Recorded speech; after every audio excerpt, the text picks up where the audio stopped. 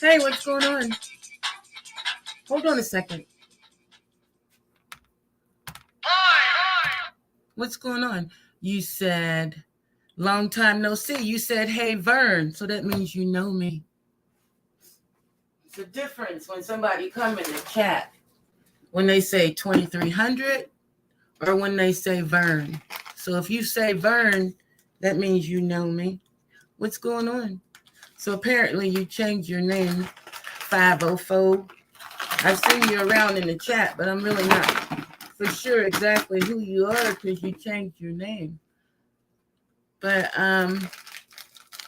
yep, I know you. Okay. Well, who are you so I can know who you are too? And then we can have a conversation. You know me too. I know you too. Well, you need to let me know what the old name was before you became the 504, because I know when I see the 504 in the chat, I say, hey, to the 504. Because I know the 504 got sense. I do. I know the 504 got sense.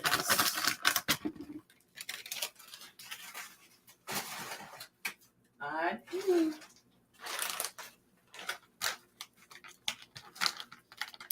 So what's going on, 504?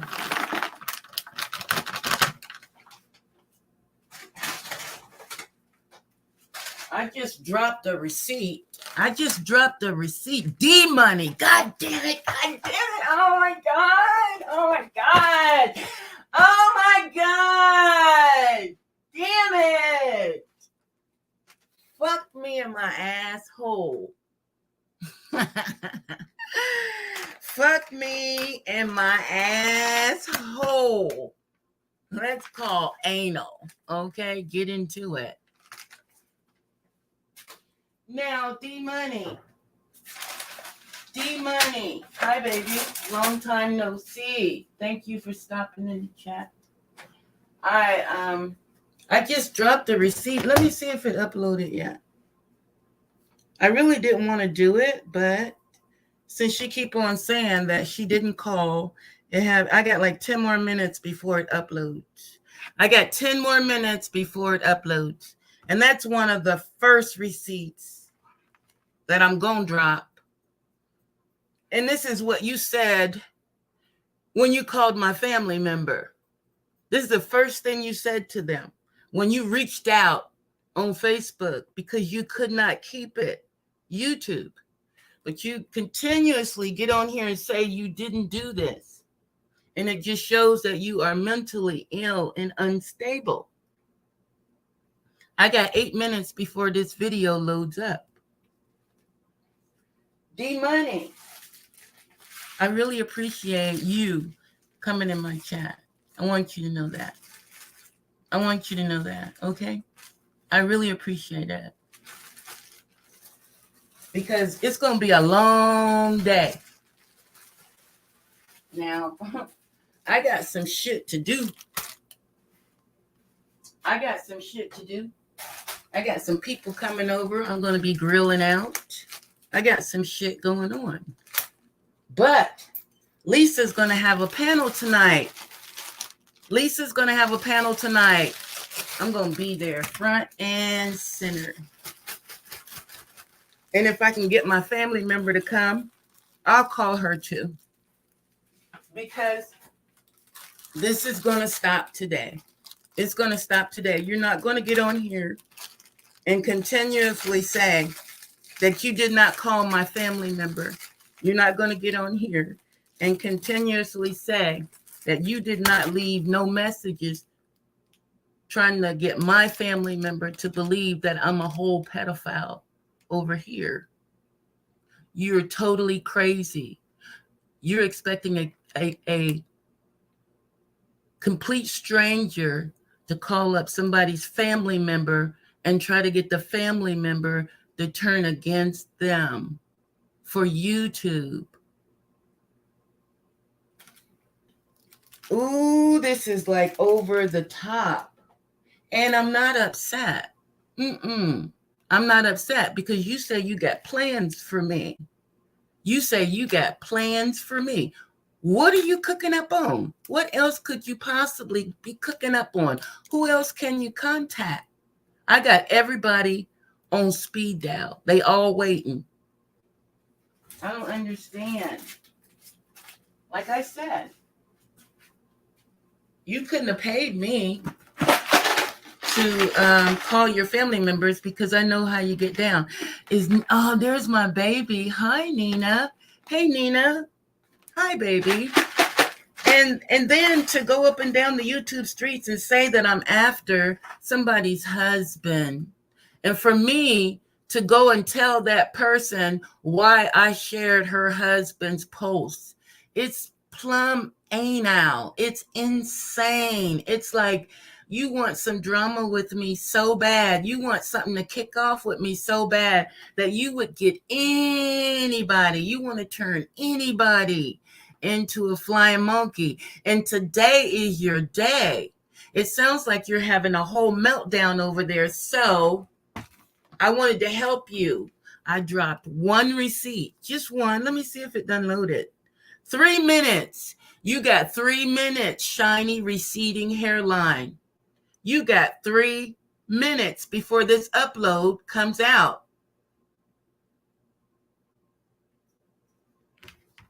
Now you can take this one over to your platform and you can go through it with a fine-tooth comb because this is what you said. This is your thumbnail. This is your writing. This is you wanting to be a Muslim. This is your Muslim talking.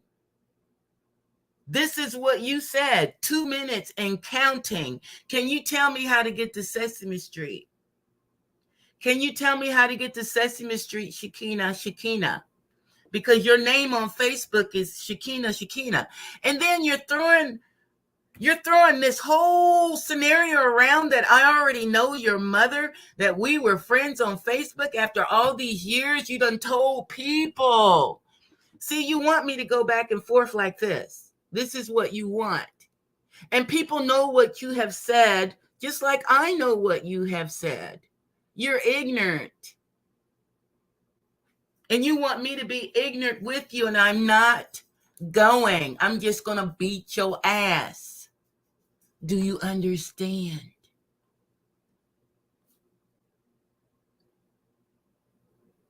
One minute. You got 1 minute, Shakina.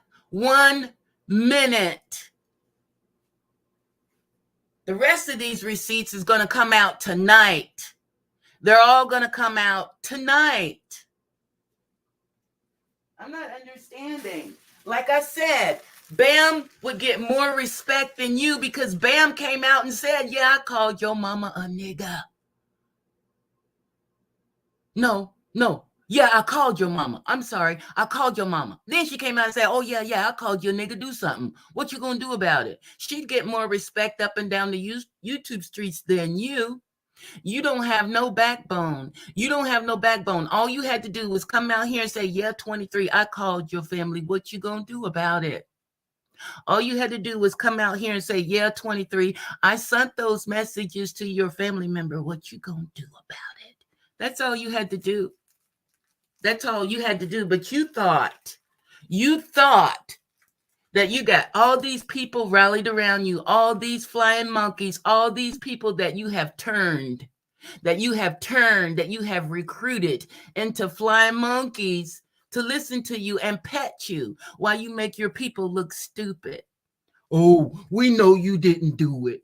We know you didn't do it as a woman. As a woman.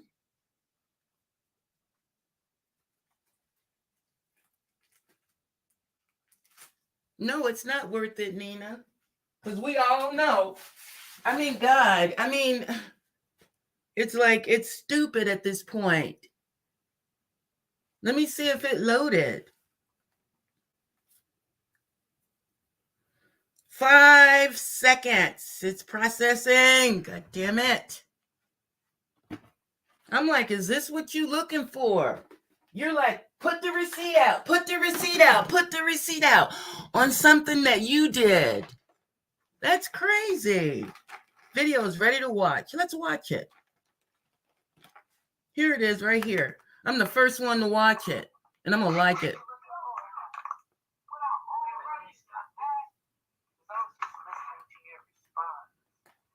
this what you looking for, Shakina? You fake wannabe Muslim. This is my response. My first receipt to you.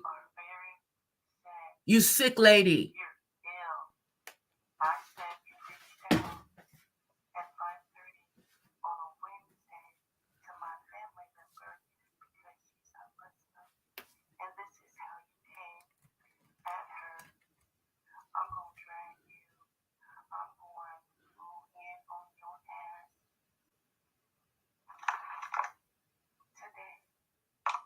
I don't know if you guys could hear that or not, but I just dropped the first receipt. Since she wanted it. She's like, you don't have it. You're lying. I didn't make the call. I didn't do it.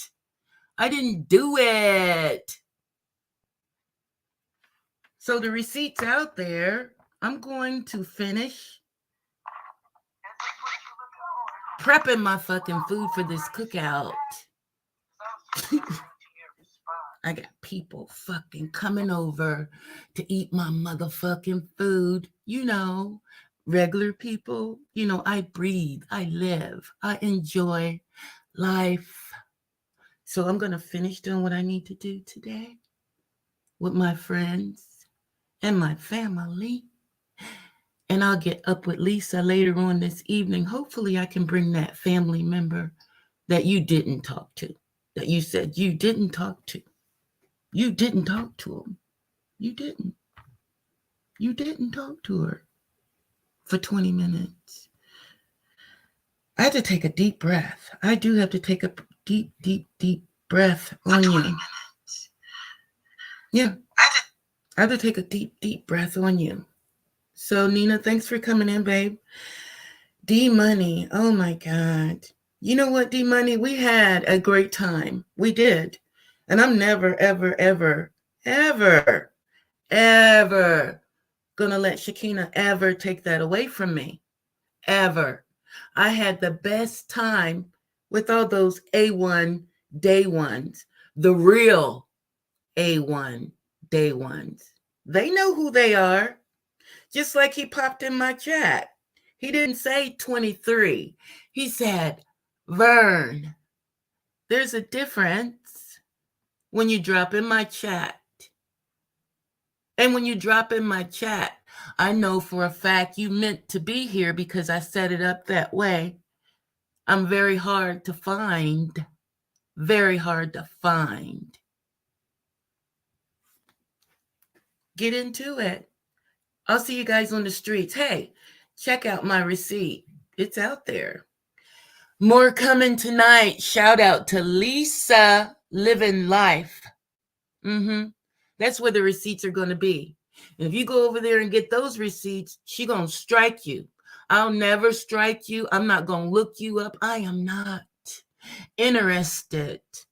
I'm not interested in striking you. You're not going to get that kind of information from me. It's not that I don't have the know-how, the wherewithal. I'm not interested. It just shows weakness. It shows that you can't take a drag. It shows that you cannot take it. You're weak, mentally unstable. Like I said, jump, bitch. I said jump, bitch, and you did. The only thing is, I said jump on YouTube. You took it off of YouTube and you jumped all stupid. You jumped stupidly. You jumped and you got caught up. Can you say caught up? Wait a minute. Wait a minute. Wait a minute. Wait a minute. Wait a minute. Let me see. I don't have none of these devices. Well, wait a minute. I think I can show you what I'm talking about here. Because you are caught up right now. And it's a shame. Shame. Shame. Do you have a panel? No, I've never. Well, I did it a couple of times. But no, D Money, I don't have a panel. But I will be over on Lisa's Living Life tonight. Hopefully. That's where it's all going to go down. Here we go right here. Here you go. Here's something for you to listen to.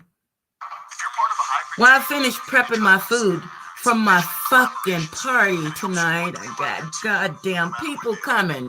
You know I breathe. You can listen to this while I prep my shit. To shut them down permanently. Hello.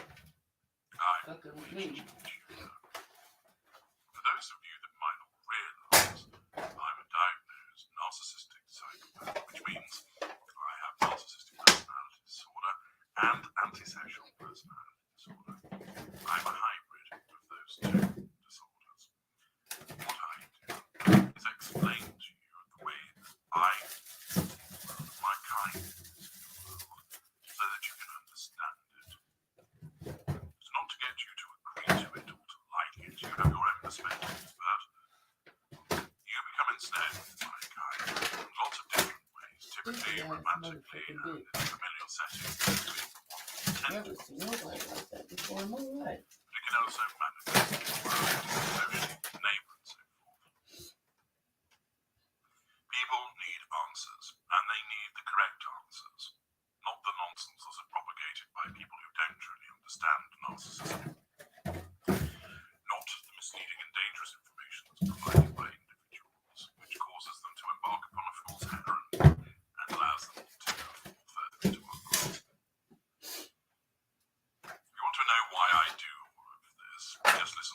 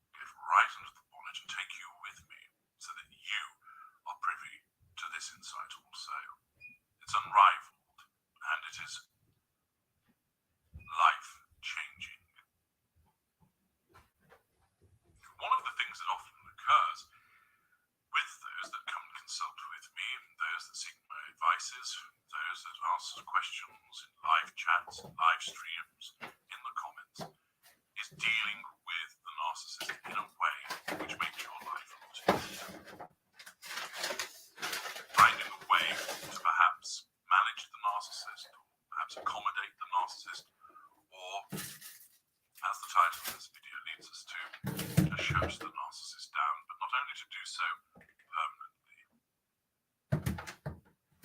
This video is entitled, What to Say to a Narcissist Shut Them Down Permanently. What is it that you can say to a narcissist that will cause us to essentially be shut down, to leave you alone, and to leave you alone for good? What is it that you are able to say to us that causes us to back off and to never darken your doorstep again? What is it that can be said to us that sends us into retreat, and sends us perhaps skulking away, demonic, devilish tales that happen firmly between our legs?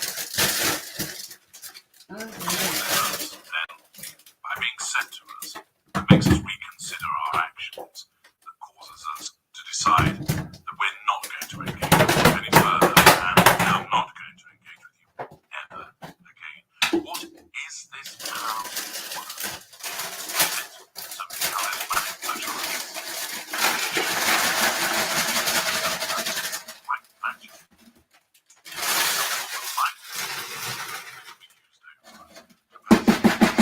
The fact is, when you speak to a narcissist, you will invariably be doing one of two things. You will either be giving us pure fuel. So if you say, I love you, to a narcissist, you're giving the narcissist pure positive fuel, and you are not threatening the narcissist's control. So the narcissist is not going to be shut down by you saying that to them. If you say to the narcissist, thank you so much for coming into my life, you're amazing, you're providing pure positive fuel, and you're not challenging the narcissist, you will not shut the narcissist down at all, or even permanently. If you were to say to the narcissist, why are you hurting me so much? Those salty tears trickle down your face. You're providing us with pure negative. You're still not challenging us. You're expressing your hurt, which has been occasioned by what we have done. You're demonstrating that you are under control. You're providing us with pure negative fuel.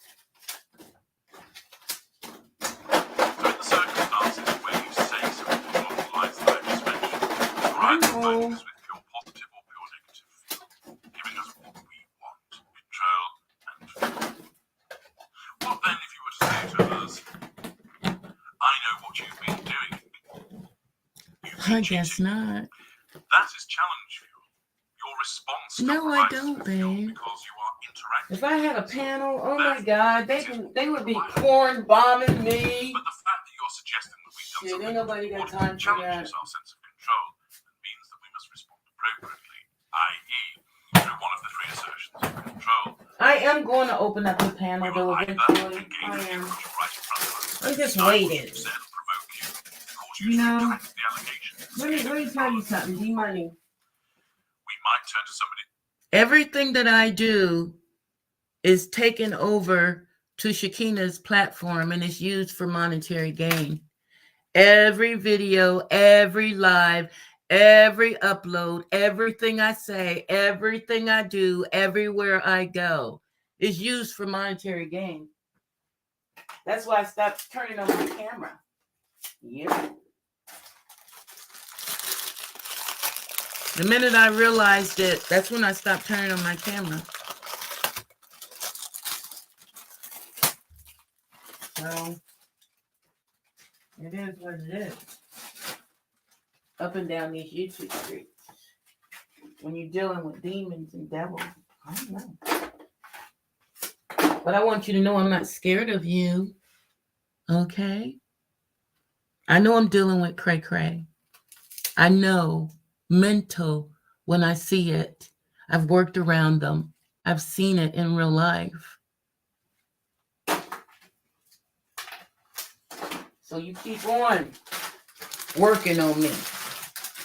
Because I think YouTube got a hold to me and they age restricted a video of mine. Oh, it was an upload. They just age restricted it because you took my friend's name off of Facebook and you made a page and you popped it down in my chat. And I took a screenshot of it and I put it up on an upload. And then you went back and struck it. That's how you get down. I'm not surprised.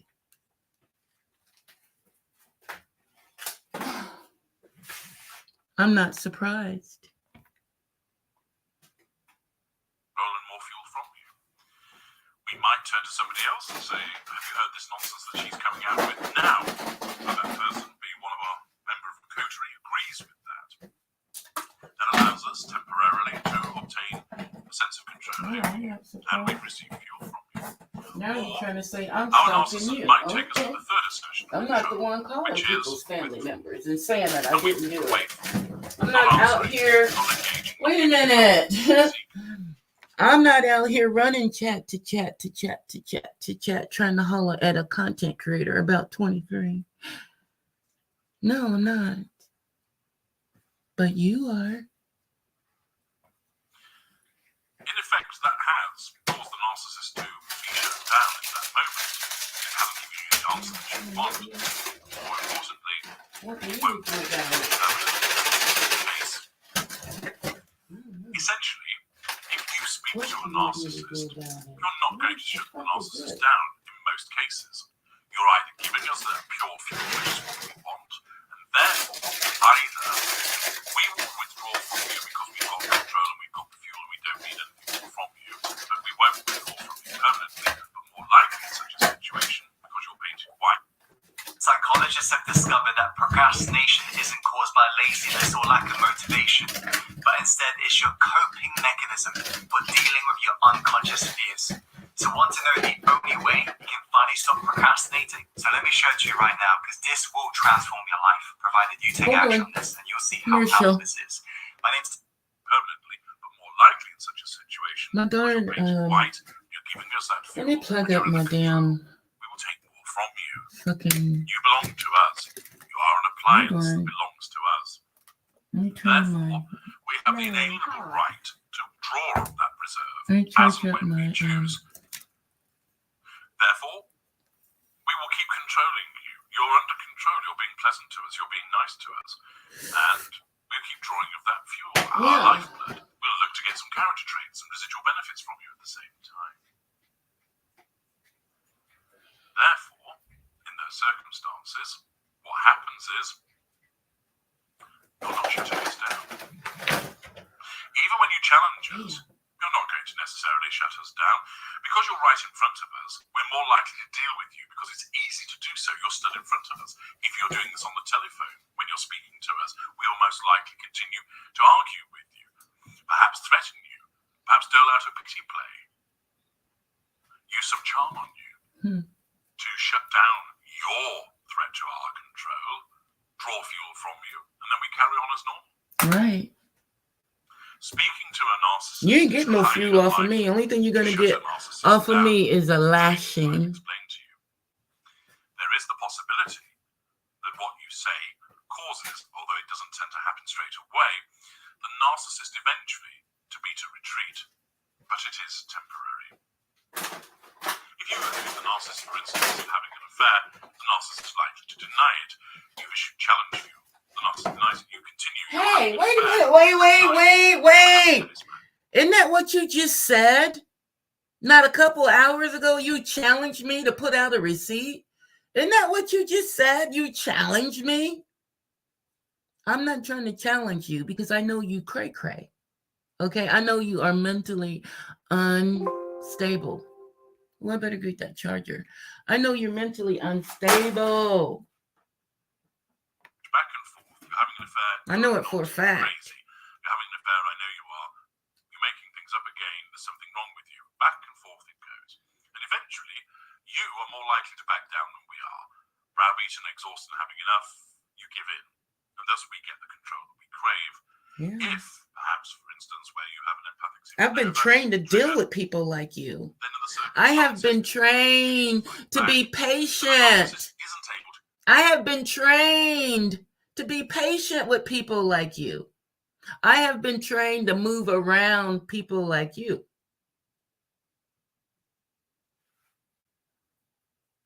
He's talking about a narcissist.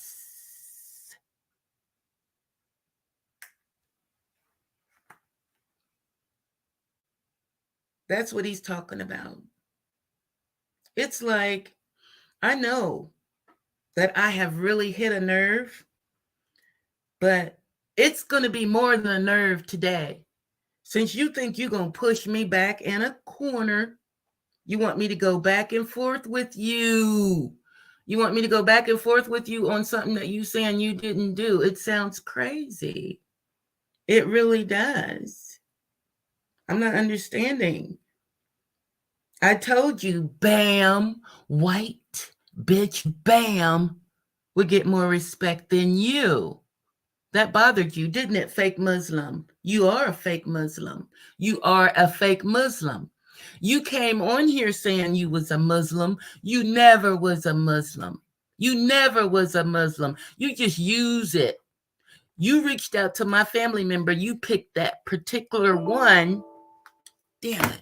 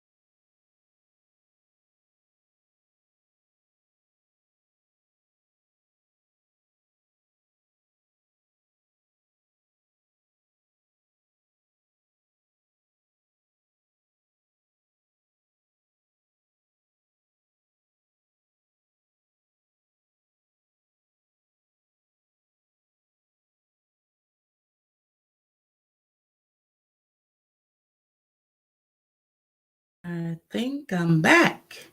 I'm sorry.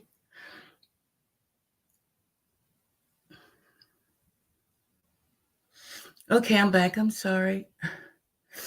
I should have went and got the cord when it beeped. I thought I had a full battery, but apparently I didn't. But what I was saying is that you chose that particular family member because your words to her was you had been watching her for some time. So you went through the Facebook page and you looked for a certain person that you thought you could just squeeze your way into. And since she's a Muslim, you thought that you could just squeeze your beliefs in there and come at her with your fake Muslim talking and tell her that I'm a pedophile. That's what it was. You didn't want to know where I lived at. You didn't want to know my name. You don't want no information on me. Your whole gold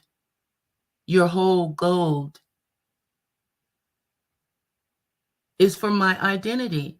You want my identity, or you want somebody to feel some kind of way about me. And I'm not, it doesn't match me. It doesn't match me. It doesn't.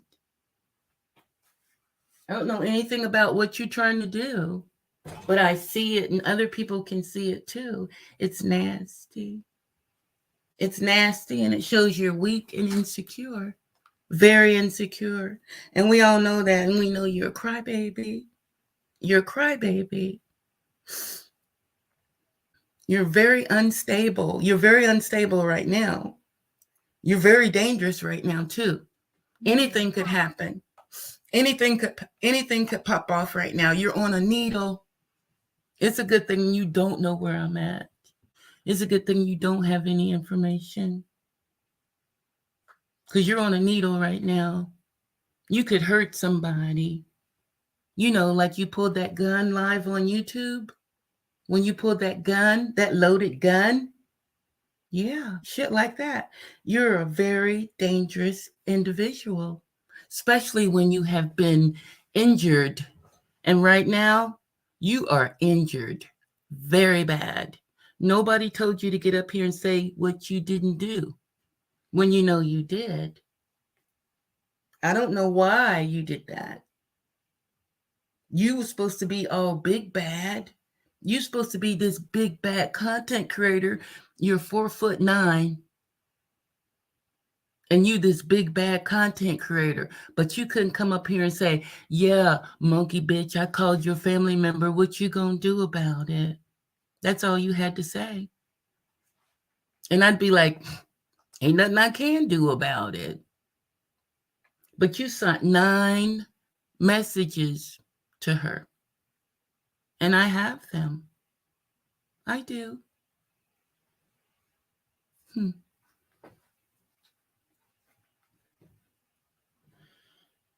Ooh, wait. So far, it looks like only 2 people. It looks like only 2 people saw the receipt so far. Shakina. Let me share it on my wall so I can get it out. 23's receipt on Prostitute Brown.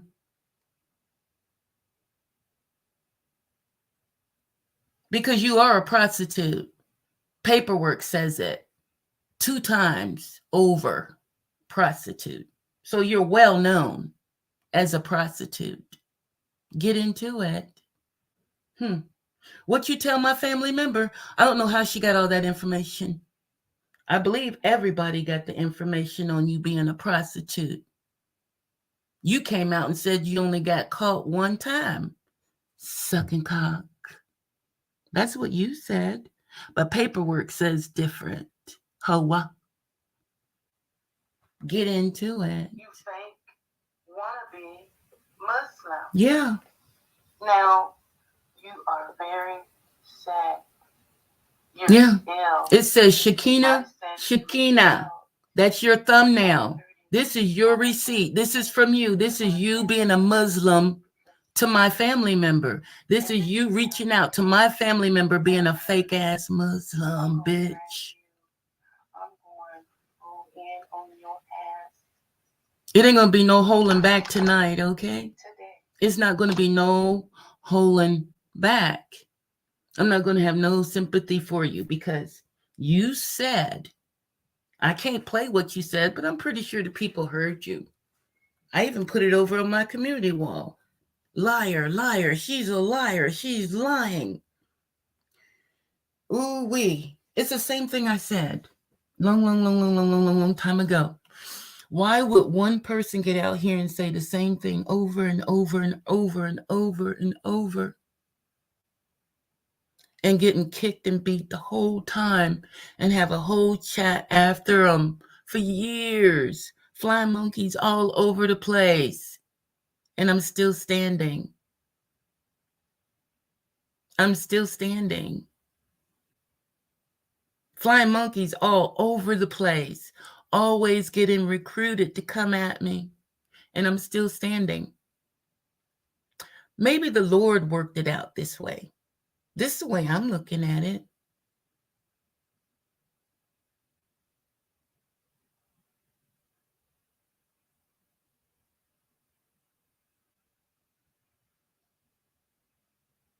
Because I'm not here for the drama. Like I said, I like to get my rah-rah, my kiki. If I was here for the drama, if I was here for the negativity, when you bounce all around or people bounce all around throwing 23 names out, throwing my name out, 2,300, then people would be dropping down in the chat. They would be dropping down giving receipts. Yeah, that motherfucking bitch this. Yeah, that motherfucking bitch that. Yeah, that motherfucking bitch that. But the people come back and they tell you, I don't know her.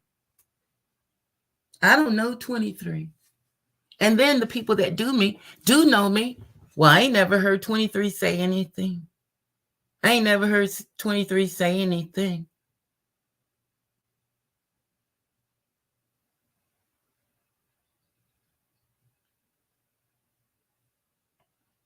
And for some reason, you think that you want me to be scared of people. Why would I be scared of this free app? Why would I be scared of this free app? Why would I feel like anybody on this free app that I would be scared of, where I wouldn't be able to hit a live?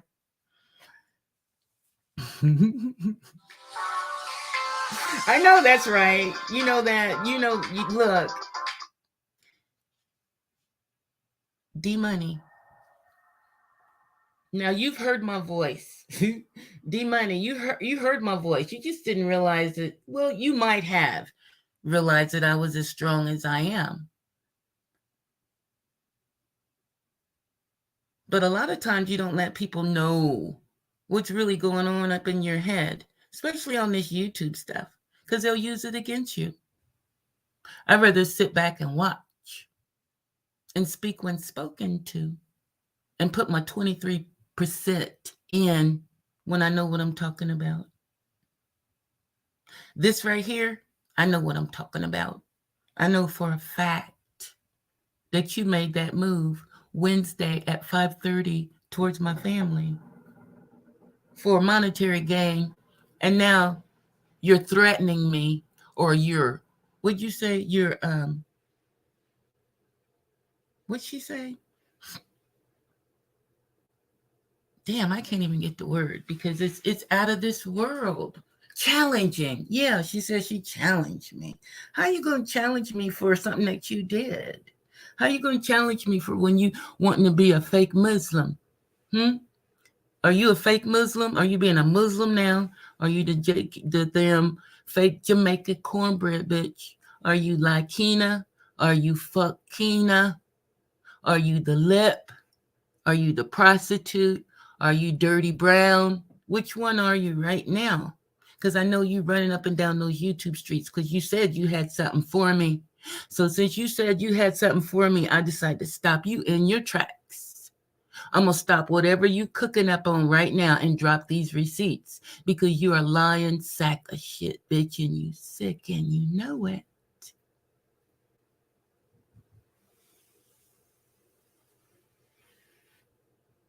Well, it's like it was all fake, D-Money, now that you sit back and look at it, because I know the full truth.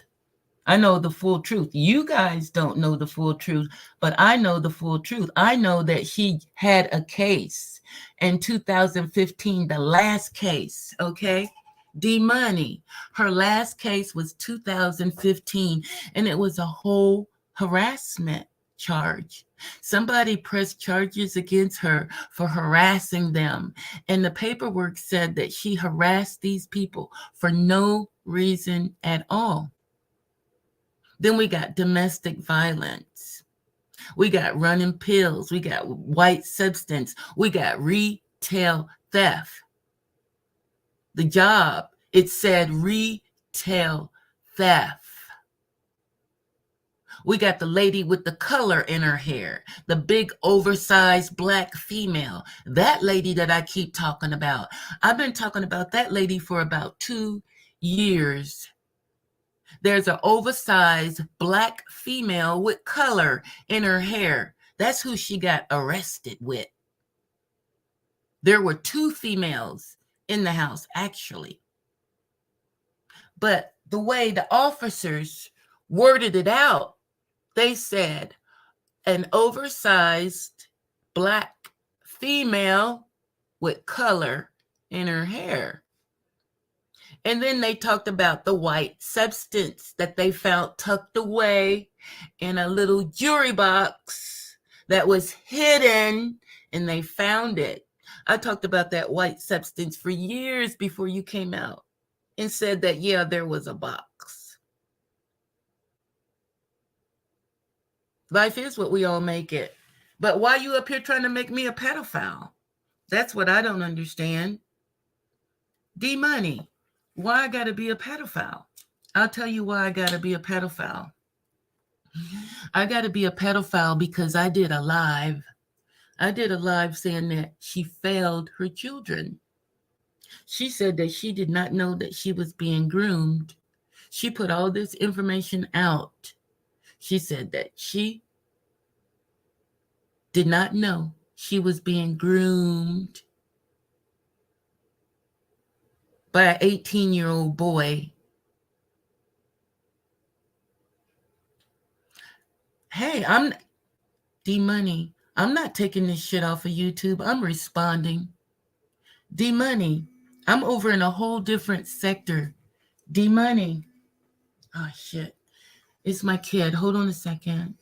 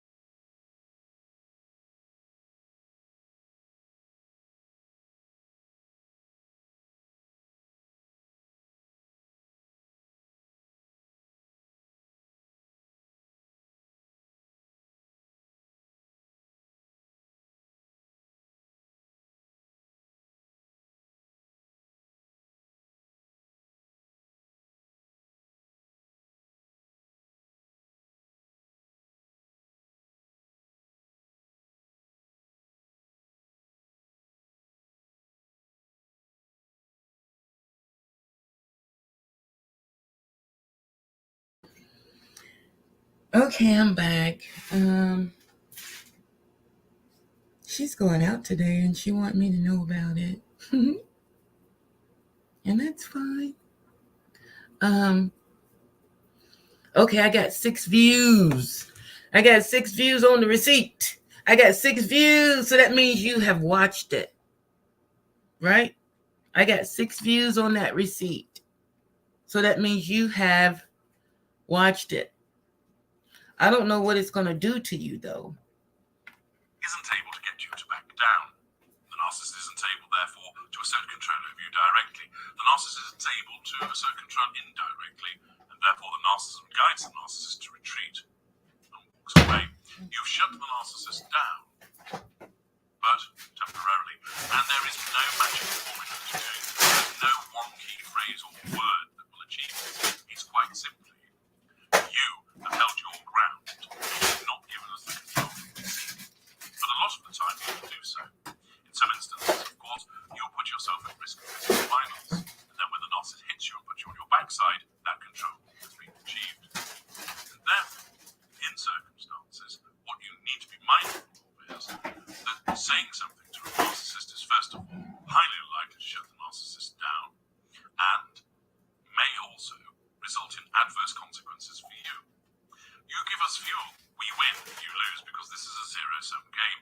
You run the risk of an adverse consequence, being shouted at, not getting the answer you want, becoming frustrated, being a victim of physical violence. What the fuck is You run the risk of provoking further hoovers in the future.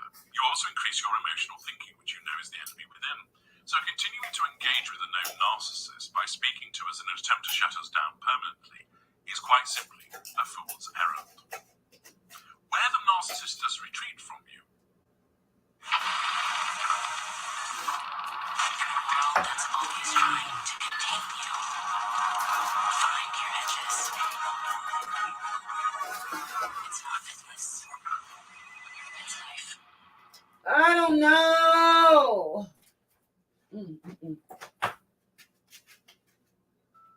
Are you a low-income American on food stamps or Medicaid?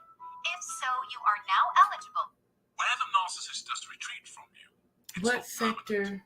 Because as soon as you come up with the narcissist's radar again, and I you am will, B in sector, some shape, baby. even if you'll stay away from us, because you 23 can come up on the B radar because we're sector. reminded of you by All something, someone, day or long. we pop into our thoughts. The That's narcissist it. asks, is this person under control, yay or nay? And depending on various criteria, you may well then find yourself being hoovered. Maybe not straight away, but following the passage of time, it's more likely that you will be hoovered as certain factors fade in their impact upon the narcissist, chief of which is where you've wounded the narcissist, that fades over time and no longer has the efficacy to keep us at I bay. don't know what you're thinking. Therefore, the chances of you shutting the narcissist down by speaking to us are low. You're exposing I'm not yourself to gonna- a whole host of problems. The devil's Oh, pitchfork okay. slams into you. Finally, even in the rare instances where the narcissist walks away, it's not permanent. The narcissist will return in some shape or form as a consequence of the way that our narcissism operates. You come back up on the radar, narcissism assesses whether the potential exists for a hoover, and sometimes will say no, so the narcissist remains away from you, but often will say yes, and then the narcissist comes back at you. In short, the important thing for you to understand is that there is nothing that you can say to a narcissist to shut us down permanently. This isn't about me boasting about us having superpowers, it is telling you the facts of the dynamic between us. And what you do to shut us down is impose a total no-contact regime, so we cannot get near you. That is what you must do. Speaking to us doesn't work. Whatever you say to us is more likely to give us what we want and cause problems for you. And the reason that I've created this video is that it was brought to my attention that another video is circulating with this exact title, which contains misleading and dangerous information. And part of my legacy is ensuring that you understand the accuracy of the way that my kind think, function, and operate. And such misleading titles are annoying and irritating and should be removed. This has been a Tudor treatment. I'm HG Tudor. Thank you for listening. frustrating. The frightening reality of what happens when a narcissist wants revenge. Manipulation by a narcissist might take the form of overt acts of aggression or subtle, hardly discernible signals. Narcissists' hot and cold behavior can be frustrating and puzzling to those who are closest to them. Mood-wise, you don't know what to expect from them. Because of this, you should never assume that your relationship with them is amicable. Because of this, you should never assume that your relationship with them is amicable. You can learn to recognize the red flags a narcissist presents by familiarizing yourself with the strategies they use to manipulate others. However, the stakes are higher this time around. Can you reasonably expect the narcissist to retaliate against you? I don't think a narcissist is anyone to be terrified of. In addition to lying, stealing, and hurting others, narcissists are cowards if you'll take the time to realize that. All talk and no action. These hypocrites and cowards are terrified of you. There's no doubt they're terrified of you, but they're doing their best to keep their genuine feelings a secret. If you persist in asking, should you be scared of the narcissist?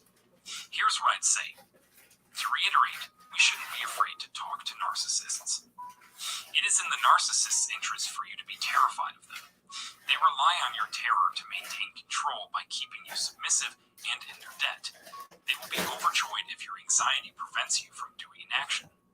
More fear on your part will endear you to them. It's important to understand that the fear I'm referring to today is not the same as the fear that you may feel if someone suddenly appeared before you. It's also about worrying about what will happen if you break up with the narcissist or lose them in any other way. And even if you believe you're finally getting away from the narcissist, your worries may persist. We should not worry about someone who is even more terrified of us. You must realize that the gasoline for a narcissist's engine is fear. I'll go into more detail about this in the video below. Narcissists are so driven by their fears that they view the world as hostile. Therefore, if you try to educate yourself, there is nothing to be afraid of in narcissists or narcissism. The narcissist must know that you fear them to treat you harshly or resort to abuse. If they can't prove you did something wrong, they can't do anything to you. Understanding narcissists will, therefore, improve your confidence in dealing with them.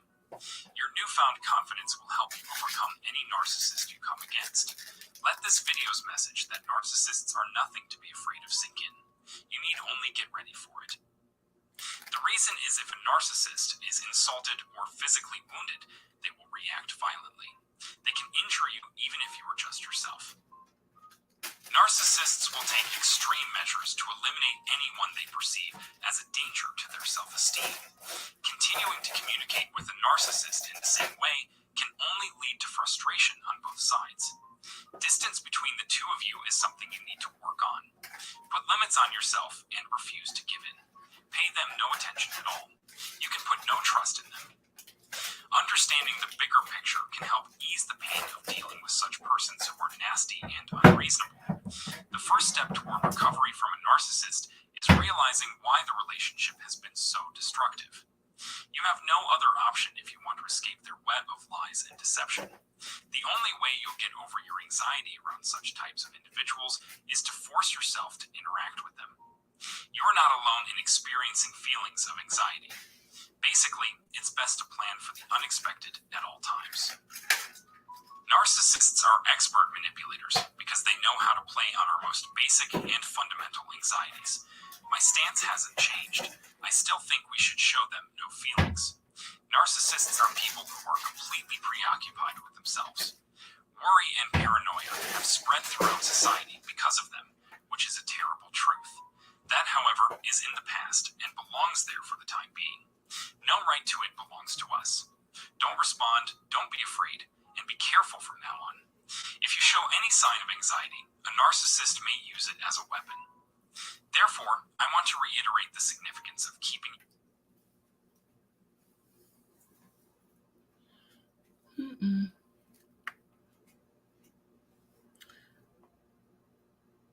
throughout society because of them, which is a terrible truth. That, however, is in the past and belongs there for the time being. No right to it belongs to us. Don't respond, don't be afraid, and be careful from now on. If you show any sign of anxiety, a narcissist may use it as a weapon. Therefore, I want to reiterate the significance of keeping your cool around narcissists. If you want a more thorough explanation, watch my other films on the subject. Yeah. Last That's but not why I do least, not you get shouldn't- upset, because I know it like energizes you. It gets you off. I have no need to get upset because you're a sick individual and you have to be handled. You have to be dealt with in a calm manner. That's the way I was trained. I don't know. Be afraid of narcissists. Invest time and effort into expanding your knowledge and skill set. In conclusion, narcissists may use manipulation tactics like overt acts of aggression or subtle signals in order to control others. It is important to be aware of these strategies and to recognize the red flags of narcissistic manipulation. It is also important to remember that narcissists rely on fear in order to maintain control, and that they are driven by their own fears of inadequacy. If a narcissist wants to retaliate against you, it is important to set boundaries and to distance yourself from them. It is also helpful to understand the motivations behind narcissistic behavior and to seek support in dealing with the narcissistic individual. Remember that it is possible Did you see to my overcome receipt? anxiety and fear Did you see when my dealing with first a narcissist, of many and it is important receipts to prioritize your on own Shakina? well-being. As Since you always, say I thank don't you have for no watching this receipt. and supporting me.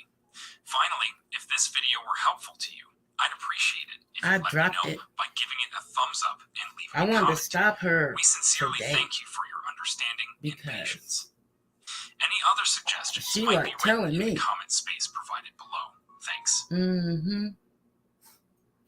People gonna look at this receipt. They gonna look. I'm not understanding. I don't know what you want to do. I don't know what you want to do. Hybrid work is better with Lucid. The visual I don't know what you want to do with me. You say you got something I was planned. able to earn my master's You degree planning 6 months something at for me. WGU What while you working planning? full-time.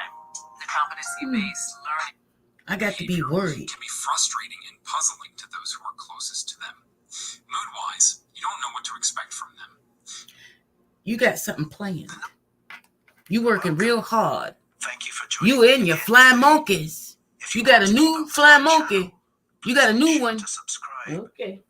And if you're coming back, I know about the we're fly happy to have monkeys. you and want to ensure you don't miss Anybody any that wants to be updates. recruited can As be always, recruited. I hope today is fantastic for It's all of easy you. to be a fly monkey. In today's video, we will see several things Leave me. narcissists and their flying monkeys fear you will do, and you can be sure that both groups have good reason to be terrified of you.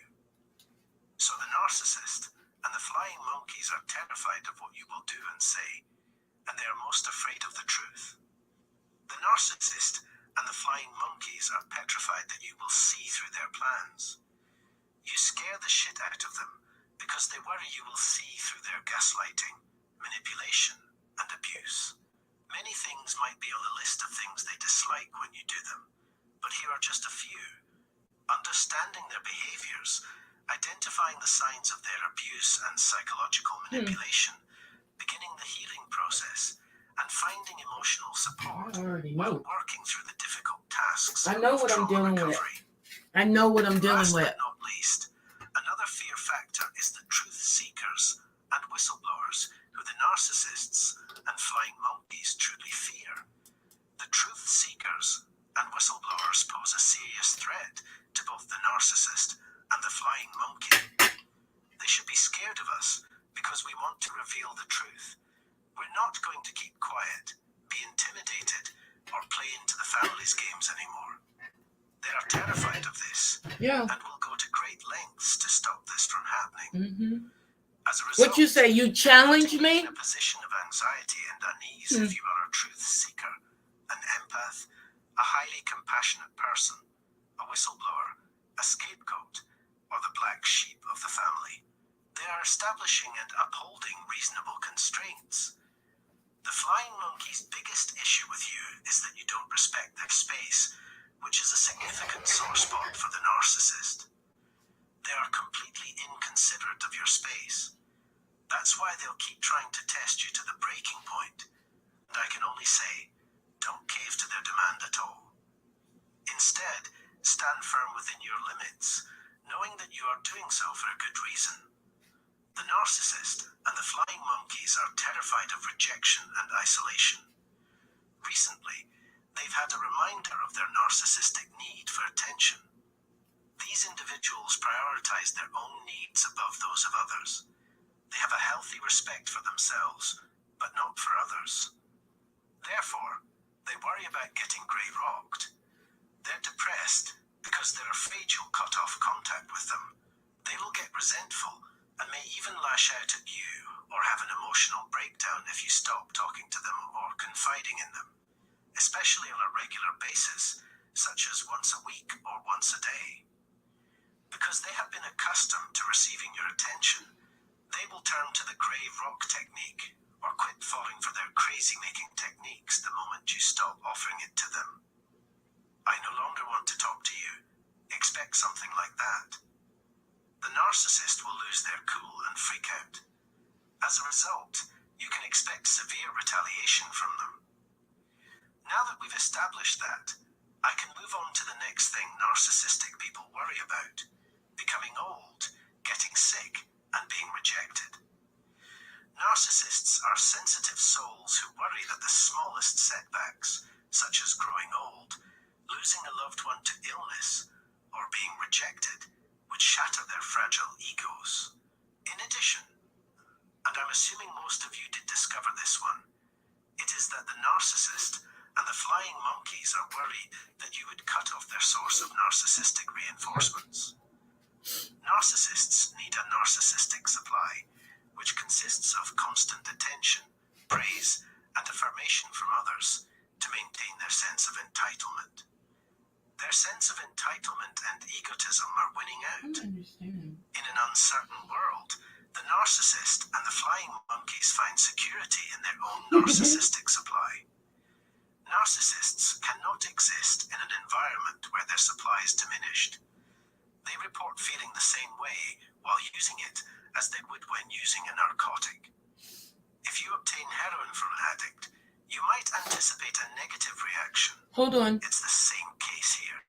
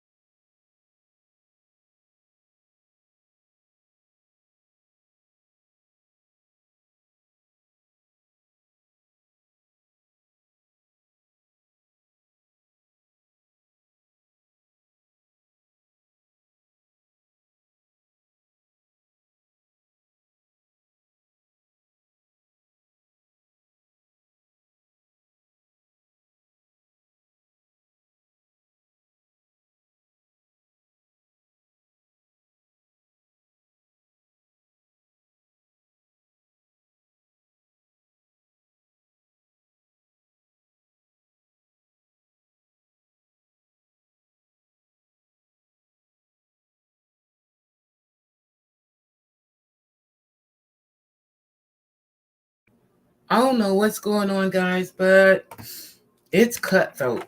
I can tell you that. It's cutthroat. And if you don't know what cutthroat is, Google it. Doesn't get enough praise and admiration on a given day. There's something in common between narcissists and flying monkeys: a crippling fear of being alone. Toxically awful aims and a wide range of criminal behaviors are within their capabilities. I'm getting to the point that their situation is a never-ending spiral of sadness. The narcissist and the flying monkeys are both terrified at the prospect of being publicly exposed by you, though you might find a different outcome because of how special you are. At some future family reunion, you might share your story about the narcissist and the flying monkey with your loved ones. The narcissist and flying monkeys are likely terrified of the reactions of their friends, family, neighbors, co-workers, and community members to the news that they have been abusing you, that they no longer have control over you, and that there may be legal consequences for their actions because you have a blog, published an essay, or shared anything on social media like Facebook, Twitter, etc. The narcissist and the flying monkeys are especially most afraid of you going no contact or starting to distance yourself from them. One of their biggest concerns is that you won't make any further contact with them. Narcissists fall into profound despair when they are cut off from their narc supply, or people they may use as a scapegoat. The flying monkeys are also worried that your life will improve without them around, and that you will be able to put the past behind you and go on with your life. Maybe you used to date, marry, or otherwise be intimate with the narcissist in question. They know full well that their worst nightmare is for you to meet someone who treats you like the person that you are. Things about narcissists and the flying monkeys are still so much more. Feel free to leave your opinions in the comments. I was down to talk to my doctor about Rebelsis. Please know that there is life after narcissistic abuse, a better one. It can take years, yes, but life would be so much better without them. Feel free to share your thoughts by commenting down below. Discuss the parts of today's message that particularly resonated with you. If you liked this video, please subscribe to my channel. Thank you very much.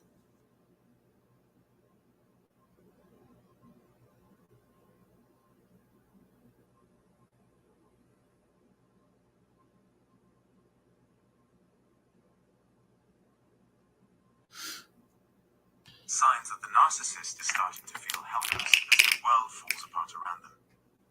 Have you ever wondered what's going to happen to the narcissist in your life? In this video, you'll learn how to spot the signs that a narcissist is losing control, and how to act quickly to stop more damage from happening. The goal of my YouTube channel is to help people who have had bad experiences with narcissists.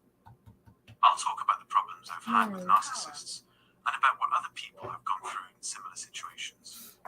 Everybody has a place. If you found my channel through this video, I'd like to say hello and thank you for stopping by. Please stop by the comments section and say hello and tell me about yourself. And if you watch the show often, it's great to see you again. We really value the time and care you've given us today. If you want to know when I post a new video during the week, all you have to do is subscribe and turn on the bell. Alright, let's get started. Narcissists could get a rush from being in charge, so they'll do anything to stay there, even if it makes you mad. In what way? Of course, narcissistic satisfaction. They will do anything to keep control over you because it feeds their narcissistic need for attention. In this video, I talk at length about narcissistic supply, but the most important thing to remember is that narcissists have a very low sense of self-worth.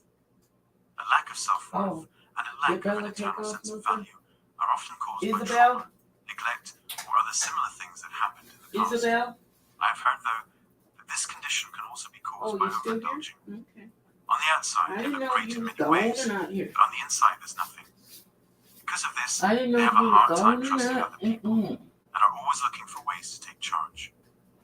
Then, to keep their way of life going, they need something we call supply. In this case, whatever makes them feel better about themselves is the supply.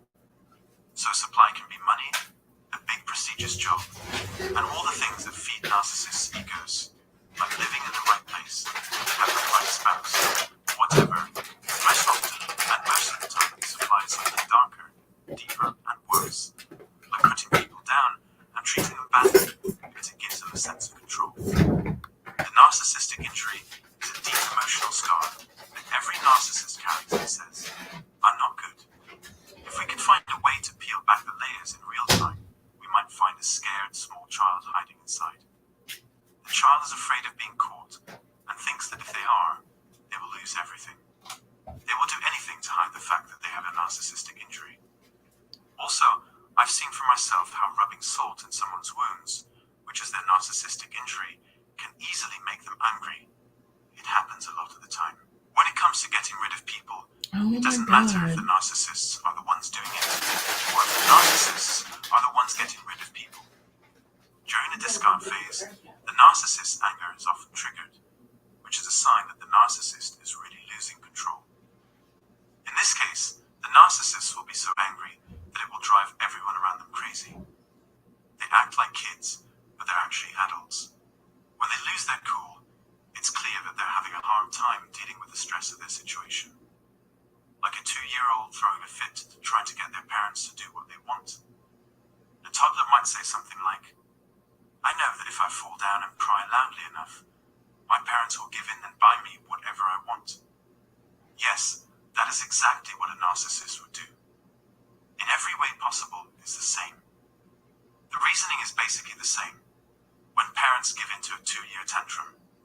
child learns that if they cry louder and for longer, they will get what they want in the future.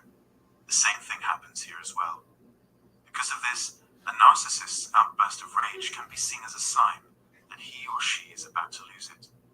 At this point, the narcissist may show who they really are by making you feel less important. If the narcissist thinks you deserve it, they will start calling you names like awful mom or deadbeat dad.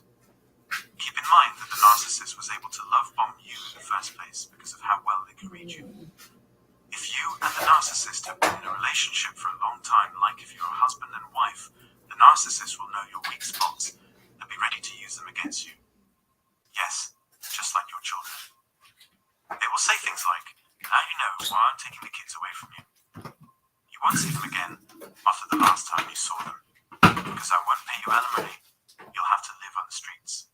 In simple terms, you will be given a snap card.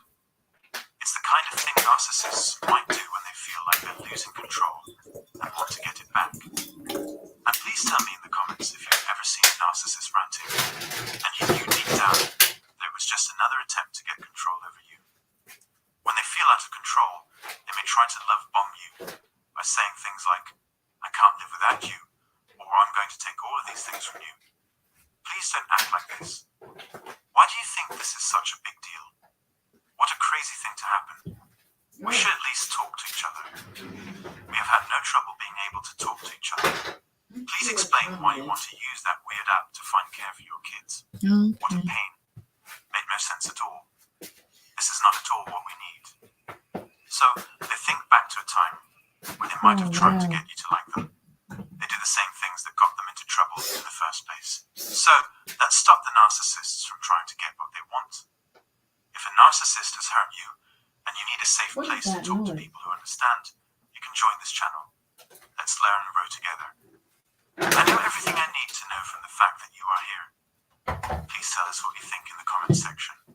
If you haven't already, click the button and check the box to get push notifications if you haven't already. I really appreciate you being here. I'm so glad you stopped by. Just remember that you found a great time to start negotiating for your new life. That is Anyhow, truly weird. the next video will be out soon, so I'll see you then. Thanks. What happens when a narcissist faces difficulty? Narcissists always want to be in charge. Often, they will put you in a place where you can't defend yourself. Their goal is to make you unable to help yourself and totally dependent on them. Their goal is to make you think that you'll never be good enough for anyone or anything after they're gone. Because that's not what they do. It's clear that they won't be there to clean up the messes they've made. A narcissist can only hurt you psychologically and emotionally. You will be manipulated, and to trick you, they will make up stories that don't make sense and make up your own world. In today's video, I'll talk about 3 ways narcissists try to make us look bad. Because narcissists come into our lives with the goal of taking everything from us and are willing to destroy everything in their way. They use the power of love and light to control and take the people they hurt. They're always looking for something to eat. They will do whatever it takes to get money, power, and influence. So that we'll trust them. They act like heroes or victims, but then they slowly turn against us. Their main goal is to make us feel scared and like we have to obey them. They will do anything to get us to give in. Narcissists want to be at the top of the social hierarchy, even among their closest friends. So narcissists try to be seen or valued in a way that makes them different from other people, whether they are in a family, a business, or a social group. In a group, people figure out who has the most power, and then they try to talk to and get to know those people. While they are in a relationship with you, they may try to copy your best traits and act like they share your values. In reality, the narcissist will never want to play on the same level as you. Their main goal would be to steal or take over the power, position, identity, or influence of the person they were going after. As was already said, narcissists take advantage of both strong and weak people. This is about people who have never been in a relationship with a narcissist, as opposed to those of us who have. In other words, no one can avoid being looked at by a narcissist. Once they've gotten in, their goal hasn't changed. They will come up with plans to hurt you. They will start a fight with you and do everything they can to get rid of you. This could happen in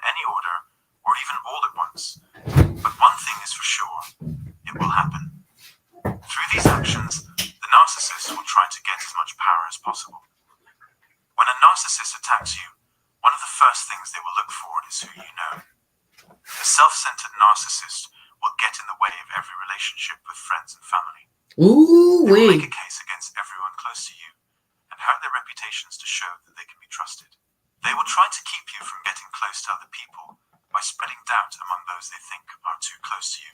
Ooh, The wee. narcissist wants you to leave them or wants them to leave themselves. Sad. When a narcissist takes advantage of you, you can't go to anyone else for help. I really don't know what's going to happen. I don't know what's going to happen. I don't, but I know it's crazy. Second goal is to hurt your sense of self-worth.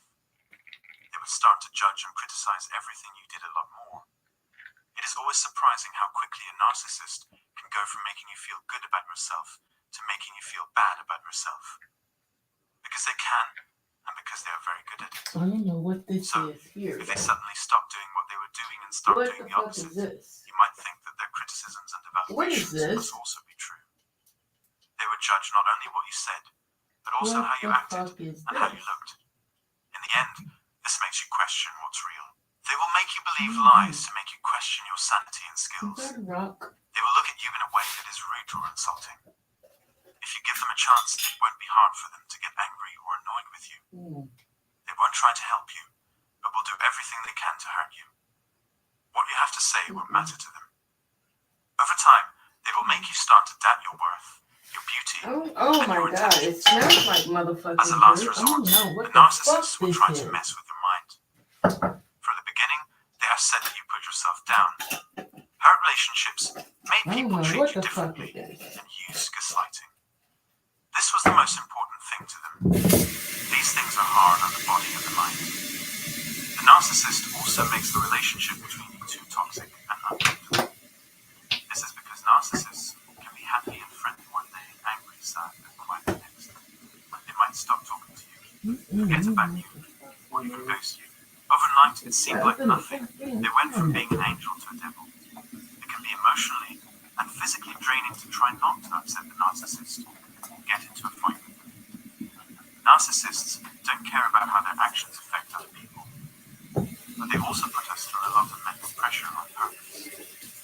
Stress can make it hard to make good decisions.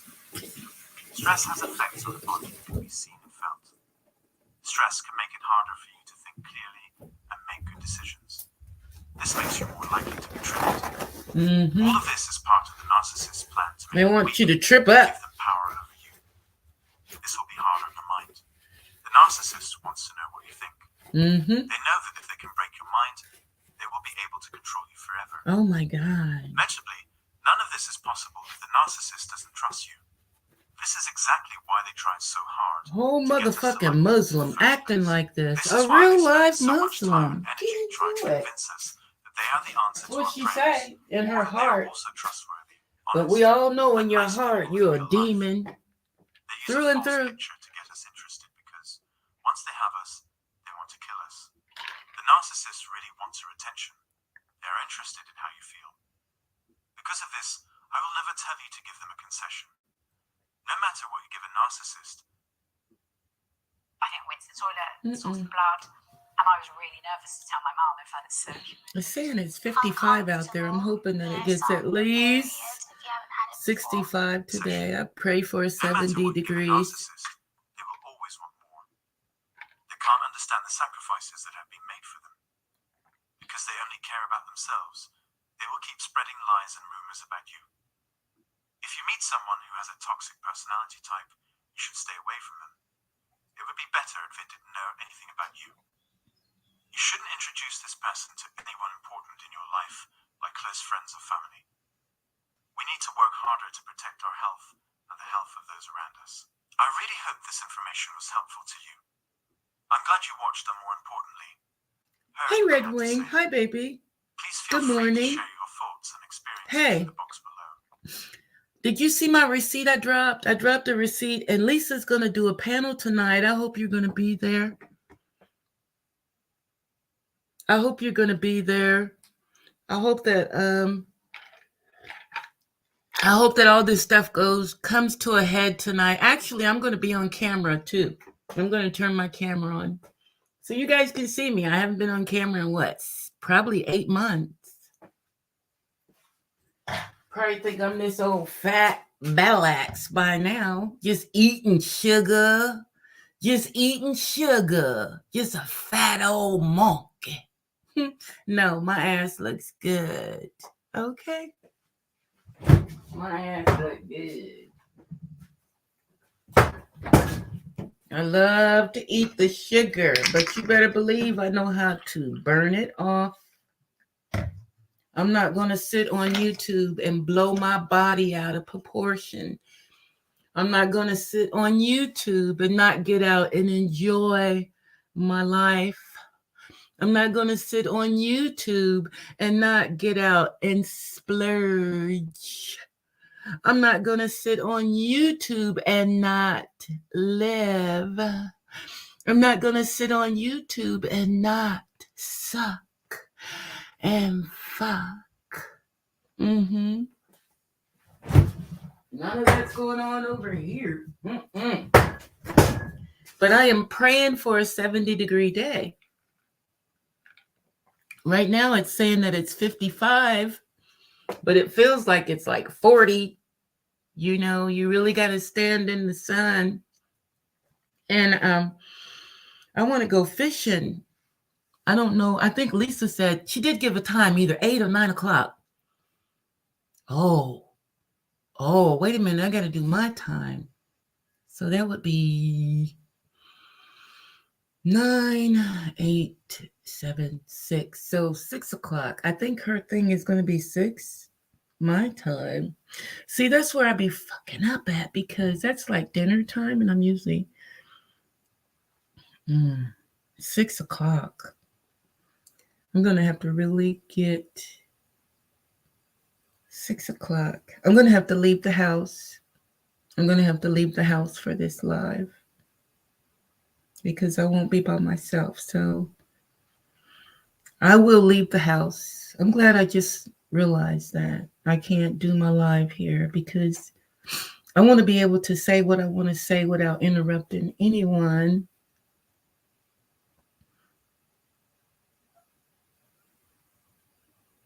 Oh my God, I caught a great big old bass. Oh my God, red wing. Okay, so I am a fisher woman. Oh my God, I would fish all day if I could. I would just sit and fish all day, worms and all. So I caught a great big old bass, and they're spawning right now. And this park that I go to, they stock the lake, and they got trout, and they got bass. They got huge catfish. They got bluegill. They got walleye. They got some, they said they had some crappie. I got this great big old bass, and when I cut the bass open, which I knew that it was eggs in it because it was swollen. I'm a fisherman. And I was like, oh my God, this fish is full of eggs. And when I gutted that fish, those eggs like gushed out. It was like whoosh. I was like, oh my God, she must have been like just getting ready to lay them or something. So I didn't show me gutting the fish, and I didn't show me cutting the head off.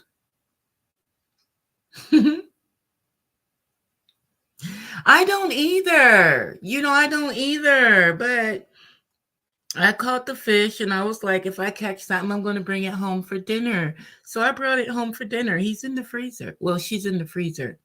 I haven't cooked her yet, but she is in the freezer. Usually I catch and release, but that was one of my first ones that I caught this year. So I was overwhelmed. Okay. I wanted to eat it. I wanted to eat my progress. Anyway, I think I got, let me see. I think I got 2,000 views on it. Let me see. I don't know if you saw it or not. It's a 3-pounder, 3 pounds, 3-pound largemouth bass. And he put up a fight. Well, I keep saying she put up a fight. But let me see. Let me see. Where's that big ass fish at? because I got some views on it.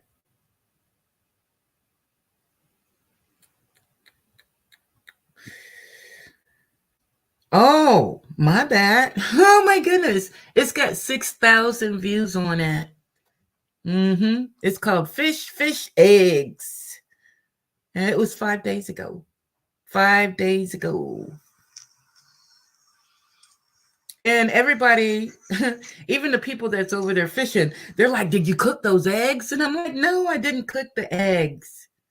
People are like, you should have put some garlic and some butter and cooked those eggs. I didn't want to cook the eggs. When they bust out on me, I was like, oh my God, that fish is full of eggs. And I took a picture of it. I didn't realize that I was going to get 6,000 views on fish eggs, but it looks like I got 6,000 views on some fish eggs. This is a 3-pound smallmouth bass. Yeah. See, I'm real. I get out and do real stuff like that. Now, I'm going to have a cookout this evening. So, Jesus. I'm going to have to leave the house to be with Lisa on this panel. So I'm glad I did look into that. My cookout was already planned before all this drama shit kicked off. Okay? My cookout was already planned. But I'm not reneging. I'm going to bring my motherfucking ass and my receipts over to Lisa's panel tonight. I really don't know what's going to happen. I don't. Because it's stupid. It really is stupid. But when you sit and you tell me you cooking up something else for me, you cooking up on something else, what else could you be cooking up on? I mean,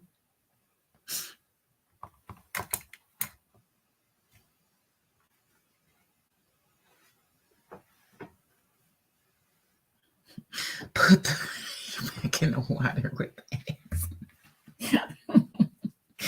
Oh my God. Redwing, you're making me feel bad. Now, I am a hunter. I like to go hunting too. I like to go hunting for pheasant. I've been deer hunting. I know how to use a bow. I know how to fly fish. I'm a hunter. I like going hunting.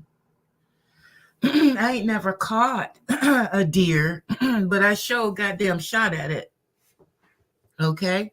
I didn't take it down myself. But yeah, I like to do all that kind of stuff.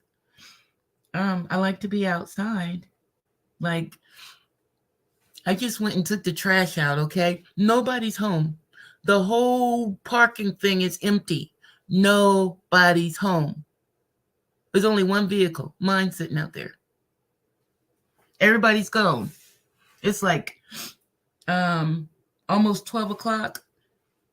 The sun is shining. These people is out the door. They don't play. They don't play. Not on the weekend. Everybody got something to do. Everybody got something to do, somewhere to go. Telling you. I ain't never seen so much moving in my life. But these people here in California, they move 24/7. They got a mall, Red Wing.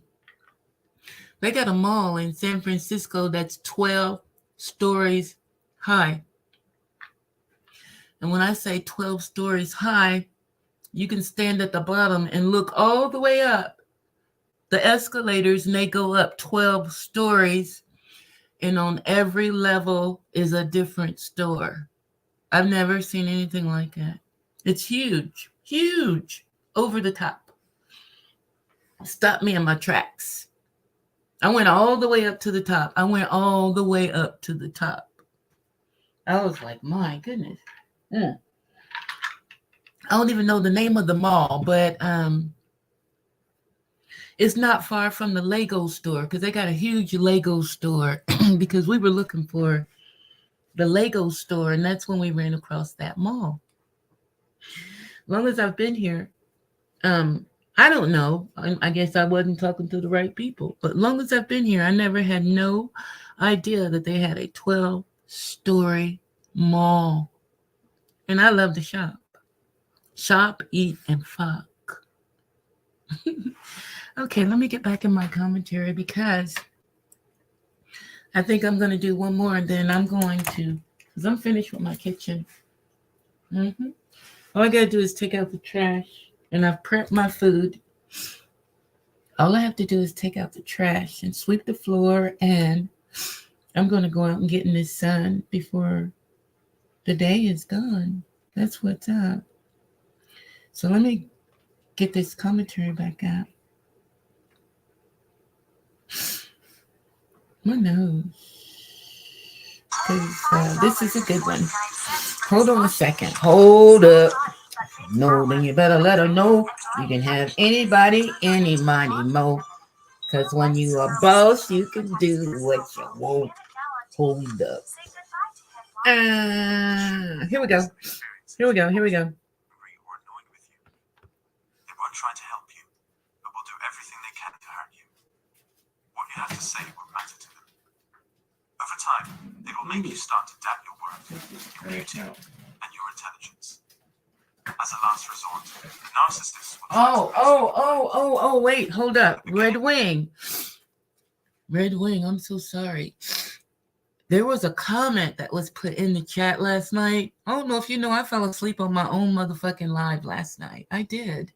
That 5-hour live, I was fucking asleep. But anyway, I did notice that there was a comment right before I went to end the live, and it said something about me being a pedophile. They were saying, Red Wing, did you know she was a pedophile? Red Wing, did you know 23? Did you know about 23? Did you know? Do you know? Oh, well, you know. I don't know. said that you put yourself down. Our relationships made people Hold on in the world of milk and honey. This was the most important thing. Oh, my God. These things are hard on the body and the mind. The narcissist also makes the relationship between you two toxic and uncomfortable. This is because narcissists might have one friend one night and yourself. Oh, hell no. They might stop talking to you, forget about you, or even ghost you. Overnight, it seemed like nothing. They went from being an angel to a devil. It can be emotionally and physically draining to try not to upset the narcissist or get into a fight with them. Narcissists don't care about how their actions affect other people, but they also put us through a lot of mental pressure on others. Stress can make it hard to make good decisions. Stress has effects on the body that can be seen and felt. Stress can make it harder for you to think clearly and make good decisions. This makes you more likely to be tricked. All of this is part of the narcissist's plan to make you weak and give them power over you. This will be hard on your mind. The narcissist wants to know what you think. They know that if they can break your mind, they will be able to control you forever. Notably, none of this is possible if the narcissist doesn't trust you. This is exactly why they try so hard to get us to like them in the first place. This is why they spend so much time and energy trying to convince us that they are the answer to our prayers, or that they are also trustworthy, honest, and nice people in real life. They use a false picture to get us interested because, once they have us, they want to kill us. The narcissist really wants your attention. They are interested in how you feel. Because of this, I will never tell you to give them a concession. No matter what you give a narcissist, they will always want more. They can't understand the sacrifices that have been made for them. Because they only care about themselves, they will keep spreading lies and rumors about you. If you meet someone who has a toxic personality type, you should stay away from them. It would be better if they didn't know anything about you. You shouldn't introduce this person to anyone important in your life, like close friends or family. We need to work harder to protect our health and the health of those around us. No. I really hope this information was helpful to you. It's cold out there. I'm glad you watched. I don't care. 55, it don't feel like 55. It feels like Please 40. feel free to share your thoughts and Shit. experiences in the box below. Cold out If you there. don't want to miss any new videos I don't that come out like in the it. future, you might want to subscribe to this channel and make sure you know why narcissists do horrible things to their partners. Narcissists depend on their partners to boost their self-esteem and make them feel feel special and important. That's the main one. But while they're here, they might as well use their partner for a few other things that will help them out too. After all, you have to like a narcissist, because everything's about them. People with narcissistic personality disorder are notoriously hard to get close to because they are so demanding, controlling, and focused on themselves. They often think that their partners will give up everything they have. Please remember that this has nothing to do with any bad feelings they may have toward their partners. Narcissists can't see them as people who deserve respect and Oh understanding. no, what you want me to do? How do narcissists treat their spouses, taking the topic into account? Here are a few ways in which they treat their wives badly. First on the list is the fact that narcissists often lie to their spouses. People know that narcissists lie all the time, especially to the women in their lives. They will make up a fake reason, like an unexpected meeting with a client or the need to work late. Lisa's out shopping. She was on earlier. I think she's out shopping. How much money they have in the bank or how much they pay for something. Narcissists would tell any lie to boost their own egos. Narcissists would lie to their wives if they thought it would help them get what they want. They won't stop at anything to get what they want. Narcissists are known for making promises they won't keep. They'll say they're sorry, but they'll keep doing the same thing. Second, narcissists often try to control their partners by cutting them off from the rest of the world. This is a common way for narcissists to interact with their partners. A narcissistic husband will do anything to keep his wife away from her friends and family. This helps narcissists control their wives because they know that if they isolate their wives from other people, their wives will have nowhere else to turn but to them. The narcissist wants his wife to feel trapped and helpless, which helps the narcissist achieve his goals. Narcissists often keep their partners from socializing with other people, so that their partners have no one to turn to for help. So, they can tell their wives to quit their jobs and take care of the family full-time. Narcissists will also try to empty out their wives' bank accounts, making it hard for them to leave unless their wives help them. Because of this, his wife's freedom and choice no longer matter. Third, narcissists use gaslighting to keep their partners under their power and control. Gaslighting is a way for narcissists to keep control over their wives. On average last year, people get over $3,000 on their tax refund. That's a lot of money. Don't wait until April. Their wives. One way to do this is to tell someone they are wrong about how they feel, or that they are making up a story when they are not. This is one way that narcissists try to keep their partners from running. Gaslighting is a form of manipulation that narcissists use to make their wives think that they are to blame for the problems in the relationship. They can say that their partner depends on them too much and refuse to do anything special for them. Narcissists often say that their wives are weak, helpless, or too lazy to do anything. Fourth, narcissists usually cheat on their partners. To a narcissist, dissatisfaction in the marriage has nothing to do with infidelity because they are unable to feel anything for their partner. Narcissists cheat because they want to find someone else who can meet their needs better. When a narcissist cheats, it's because the partnership is only a means to an end. Man. Cheating is more common among narcissistic guys because they suffer from insecurity and need constant reassurance from others, especially women. To a narcissist, there is no one more important than themselves. Right now. I'm going to put this out right now. Now that I'm thinking about it, I'm not going to be on no panel with you. Okay? That's not going to happen. Because if I'm on a panel with you, I'm going to show my true colors. If I'm on a panel with you, I'm going to show my true colors. I'm going to do everything my 130-pound body can do to make sure you feel my energy. Okay?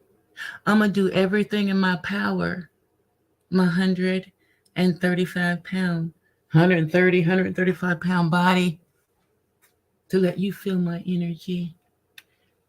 That's why I won't get on a panel with you. I'm not responsible for myself. I'm not responsible. I lose control. because I know what I'm dealing with. So in order to keep the peace, really, in order for you to breathe, in order for you to continue breathing, in order for you to continue trolling the YouTube streets, it's best for us not to be on a panel together.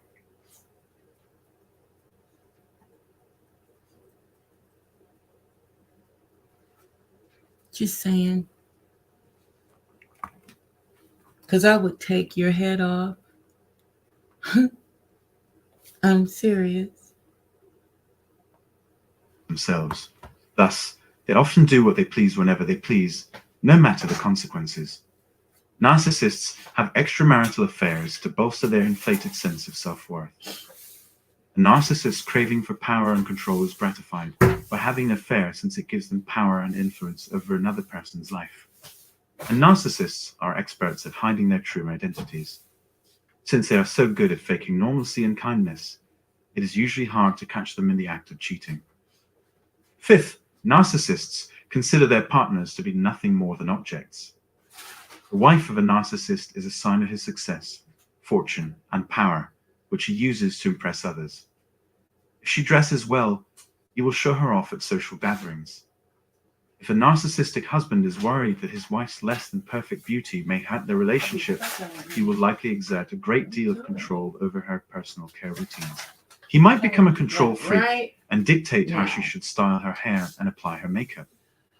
As an extension of himself, the narcissist sees in his wife a priceless possession that no one else can have. Should she behave badly or make a mistake, narcissists are prone to punish her.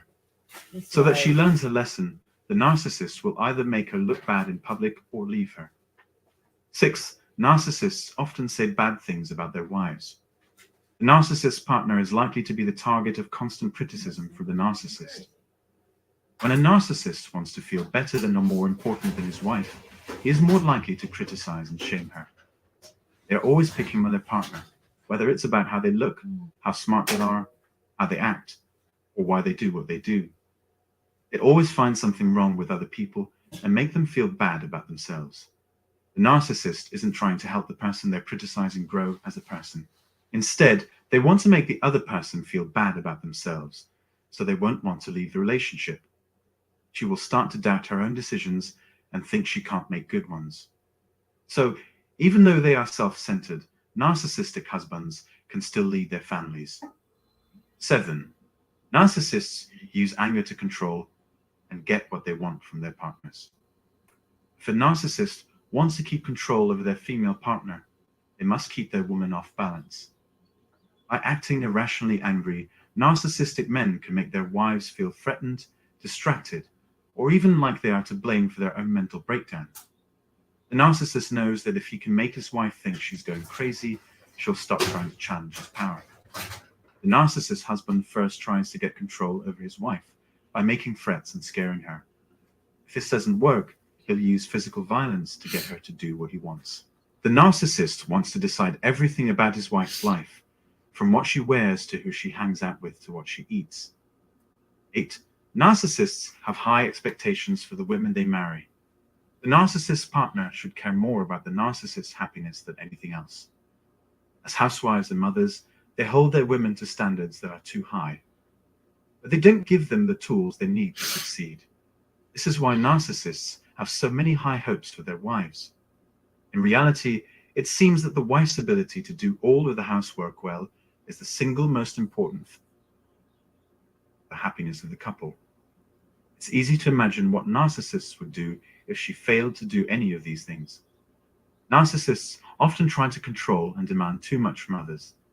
They depend on their wives to do everything, from running errands and making meals to cleaning the house and taking care of their kids. He'll make her feel like a maid, cook, and housekeeper while he kicks back and relaxes. Narcissists want women to meet all of their needs, but they don't care if she has any. Because of this, the wife often feels like she can't do anything and needs her husband. 9. Narcissists will never think twice about hurting their wives. Most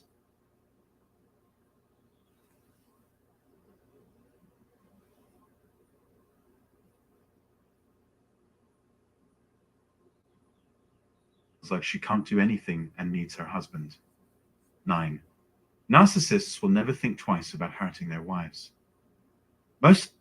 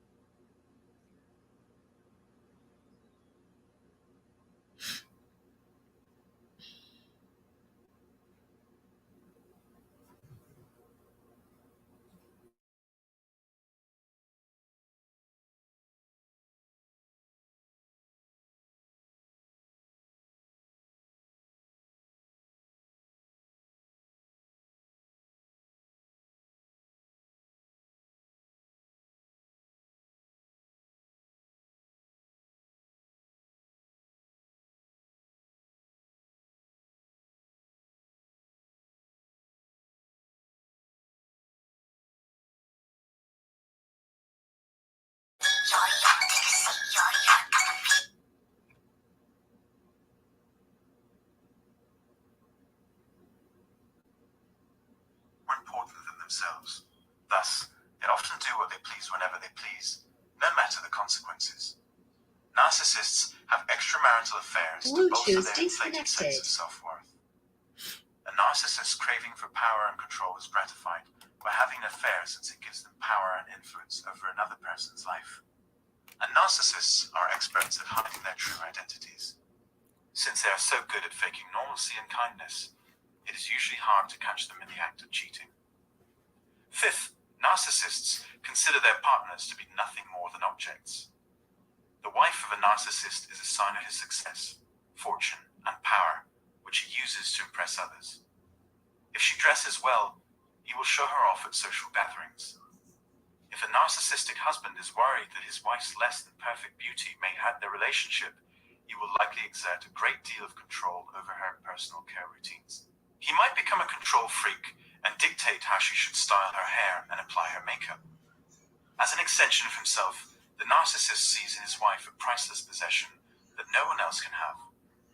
Should she behave badly or make a mistake, narcissists are prone to punish her. So that she learns her lesson, the narcissist will either make her look bad in public or leave her. 6th, narcissists often say bad things about their wives. The narcissist's partner is likely to be the target of constant criticism from the narcissist. When a narcissist wants to feel better than or more important than his wife, he is more likely to criticize and shame her. They are always picking with their partner, whether it's about how they look, how smart they are, how they act, or why they do what they do. They always find something wrong with other people and make them feel bad about themselves. The narcissist isn't trying to help the person they're criticizing grow as a person. Instead, they want to make the other person feel bad about themselves, so they won't want to leave the relationship. She will start to doubt her own decisions and think she can't make good ones. So, even though they are self-centered, narcissistic husbands can still lead their families. 7. Narcissists use anger to control and get what they want from their partners. If a narcissist wants to keep control over their female partner, they must keep their woman off balance. By acting irrationally angry, narcissistic men can make their wives feel threatened, distracted, or even like they are to blame for their own mental breakdown. The narcissist knows that if he can make his wife think she's going crazy, she'll stop trying to challenge his power. The narcissist husband first tries to get control over his wife by making threats and scaring her. If this doesn't work, he'll use physical violence to get her to do what he wants. The narcissist wants to decide everything about his wife's life, from what she wears to who she hangs out with to what she eats. 8. Narcissists have high expectations for the women they marry. The narcissist's partner should care more about the narcissist's happiness than anything else.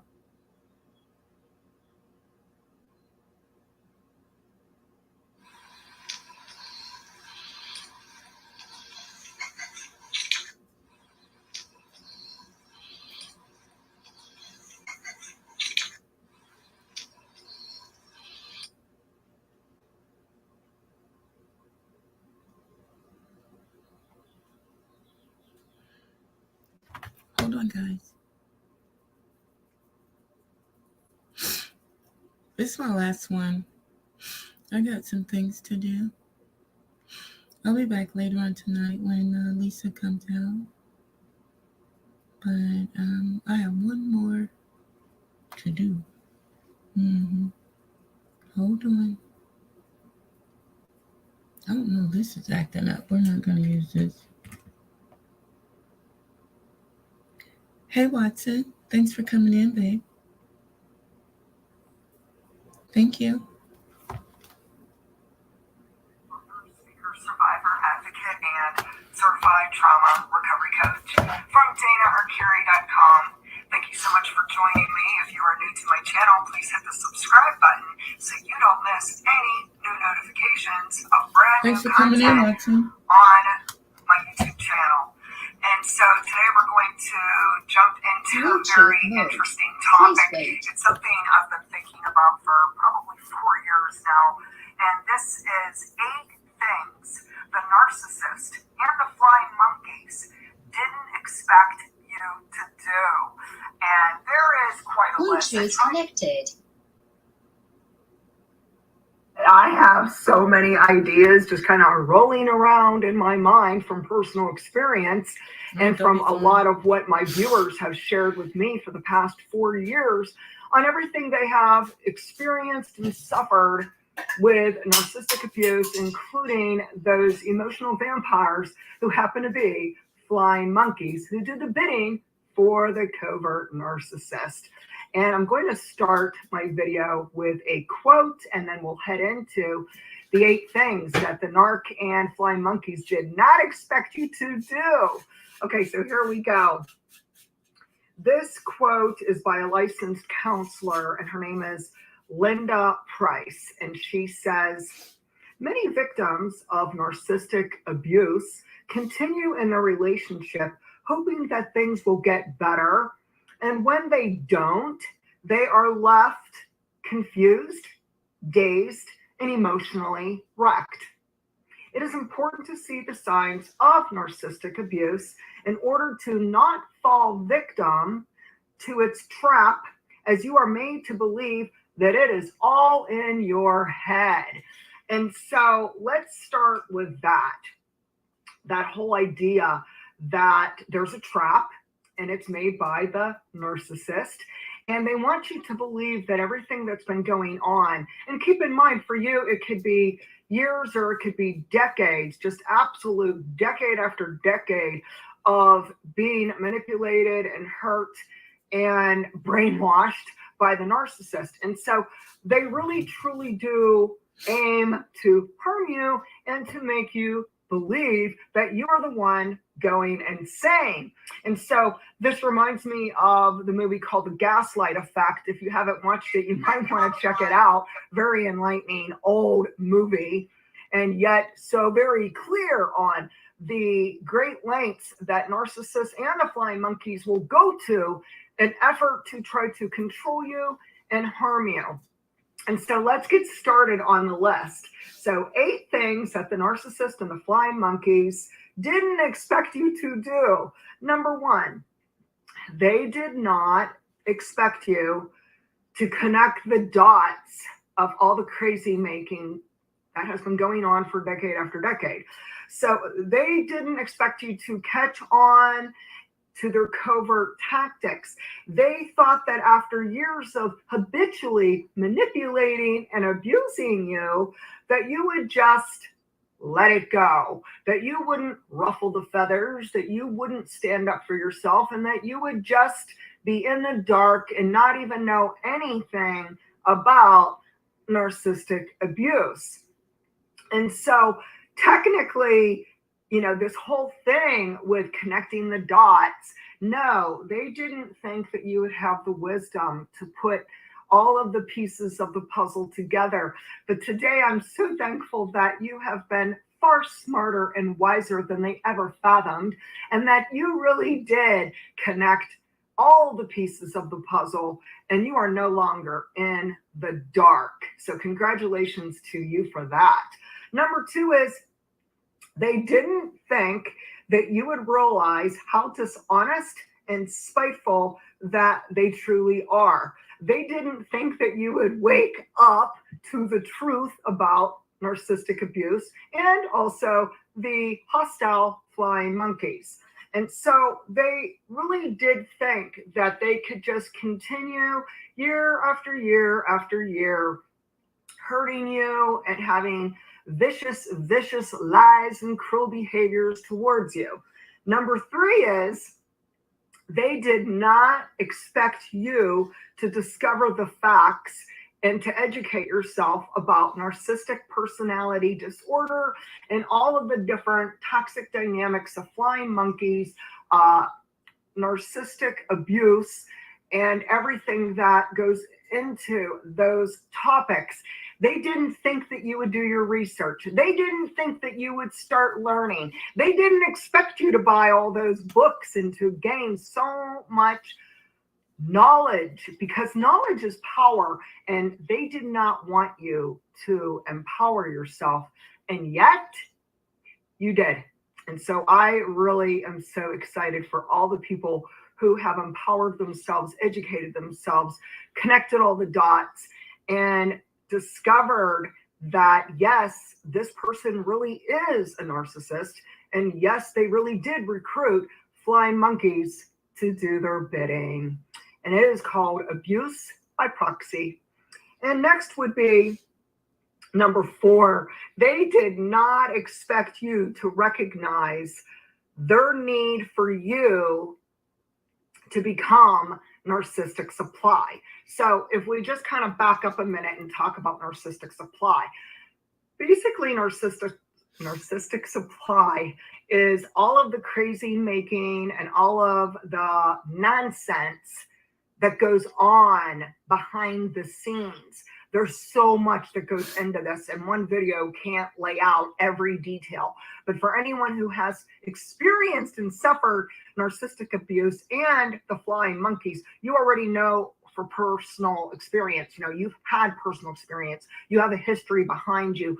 You clearly understand that they crave narcissistic supply. They need to fuel the fire to keep them going. And so when they come knocking on your door, no, don't answer it. And so what they didn't expect was for you to wake up and to understand what narcissistic supply is, and for you to starve the narcissist and the flying monkeys.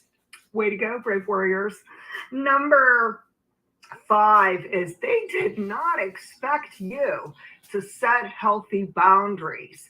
And the one thing I have to say is Now, if you were raised in a dysfunctional family and it may have been a parent, a grandparent, a relative, or one of your siblings who was the narcissist, there's a good chance as a child and a youngster, you were not told that boundaries are healthy. You were actually not even taught boundaries. Nobody was a role model for you in your family, especially if you were the family scapegoat or the black sheep of your family. So no, you were not taught boundaries. You didn't know about boundaries. It wasn't on your radar.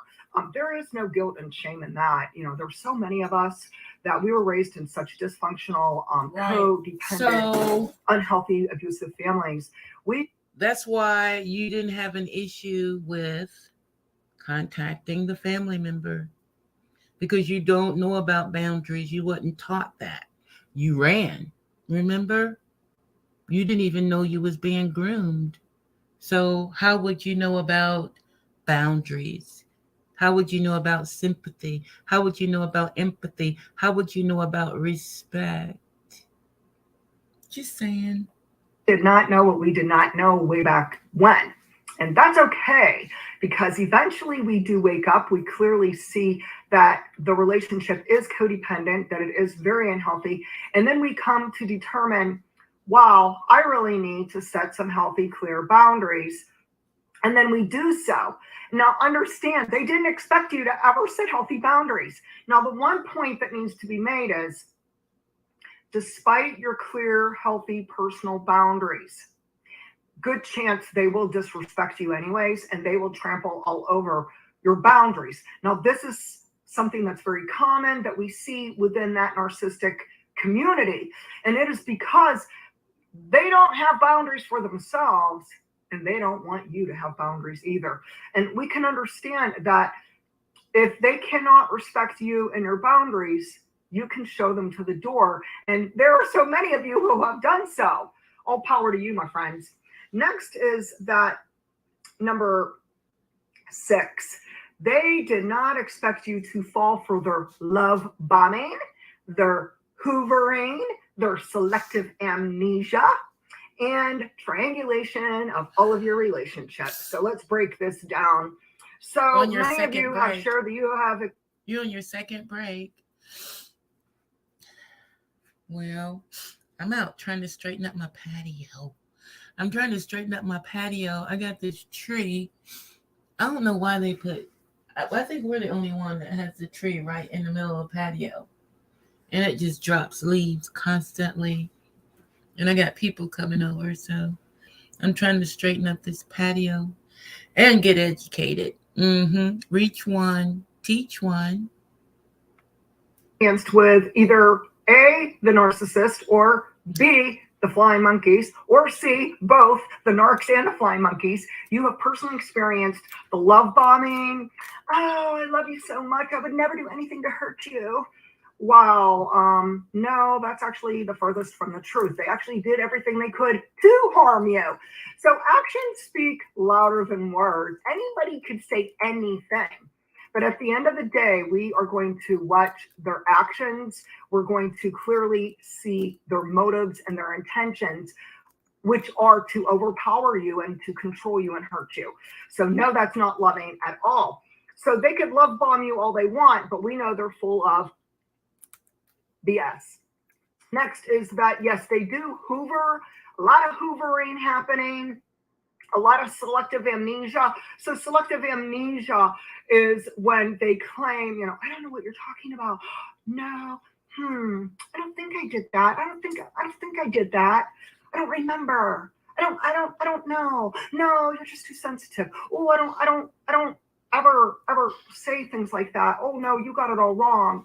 Oh, it must be in your imagination. Okay, so they have a lot of things that they say, but it all comes down to denial and selective amnesia. So suddenly out of nowhere, they suddenly have amnesia. Oh, they forgot what they said and did. We're talking decades. Now, there is no way on earth that the narcissist and the flying monkeys really do have amnesia.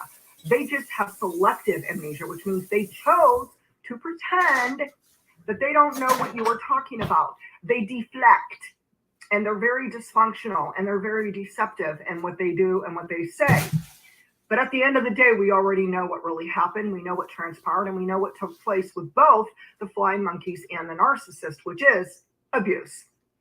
And next is triangulation of relationships. Okay, so if we're going to talk about that, what is triangulation of relationships? It is when one person will start talking to another person about you. They will gossip, they will spread rumors, they will have really, really hostile intentions. Pay attention. This is what's going on right now. Let me pull it back a little bit. Pay attention. Amnesia. Oh, they forgot what they said and did. We're talking decades. Now, there is no way on earth that the narcissists and the flying monkeys really do have amnesia. They just have selective amnesia, which means they chose to pretend that they don't know what you were talking about. They deflect, and they're very dysfunctional, and they're very deceptive in what they do and what they say. But at the end of the day, we already know what really happened. We know what transpired, and we know what took place with both the flying monkeys and the narcissist, which is abuse. And next is triangulation of relationships. Okay, so if we're going to talk about that, what is triangulation of relationships? It is when one person will start talking to another person about you. They will gossip, they will spread rumors, they will have really, really hostile intentions to harm you and to destroy your relationship with one or more people. Now, I'll give an example. So for an example, the narcissist typically will triangulate your relationships with your spouse, your children, your boyfriend, your girlfriend, your intimate partner, your brothers, your sister, your mother, your father, your coworkers, your neighbors, your friends, etc., etc. So they really do aim to destroy and annihilate not only you, but all of your relationships. And it is definitely something that is covert and outright mean-spirited. Next is number 7. They did not expect you to learn to trust your gut instincts. They did not bank on that you have intuition, that you have this little soft voice within you, And it could be alerting you to danger. It could be like, alarm, alarm, alarm, danger, danger. And they did not ever anticipate that you have a mind. You have a mind of your own. Well done, well done. But they didn't expect it. They didn't plan on it. Thank you. See, they thought that they could always just control you.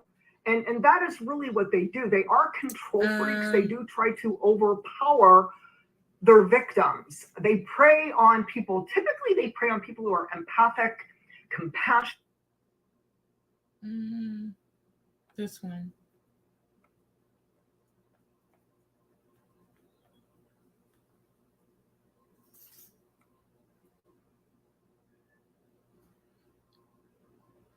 I just posted it, D-Money.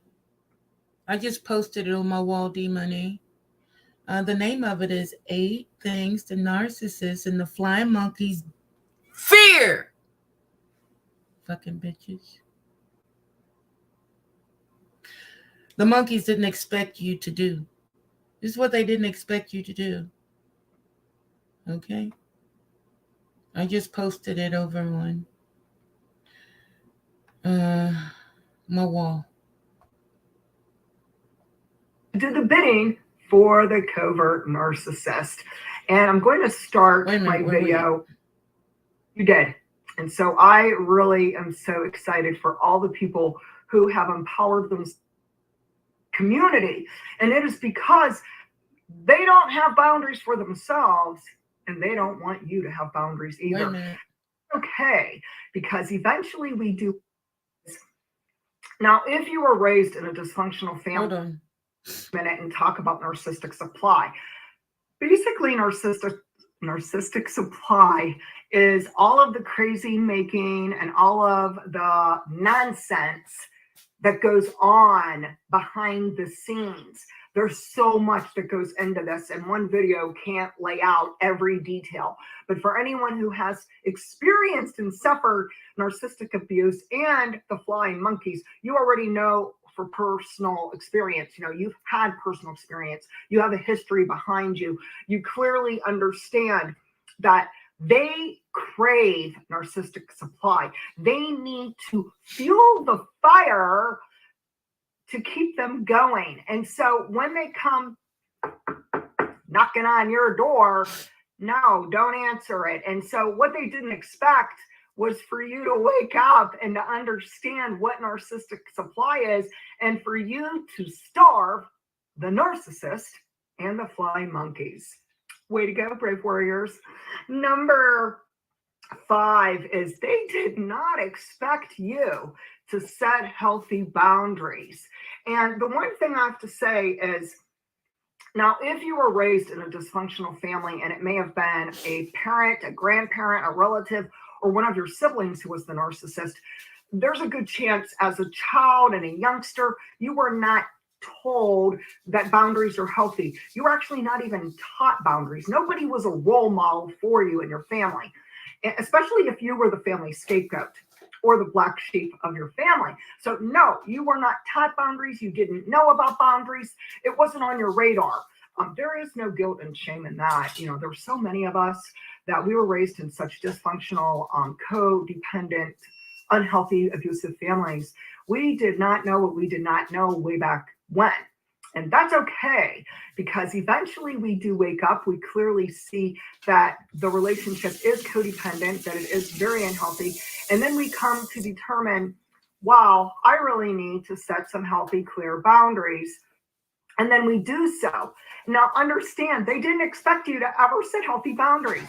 Now, the one point that needs to be made is, despite your clear, healthy personal boundaries, good chance they will disrespect you anyways, and they will trample all over your boundaries. Now, this is something that's very common that we see within that narcissistic community, and it is because they don't have boundaries for themselves, and they don't want you to have boundaries either. Right. And we can understand that if they cannot respect you and your boundaries, you can show them to the door. And there are so many of you who have done so.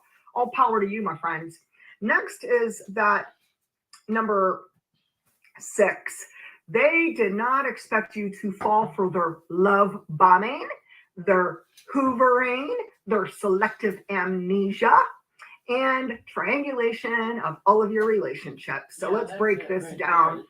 So many of you have shared that you have experienced with either A, the narcissist, or B, the flying monkeys, or C, both the narcs and the flying monkeys. You have personally experienced the love bombing.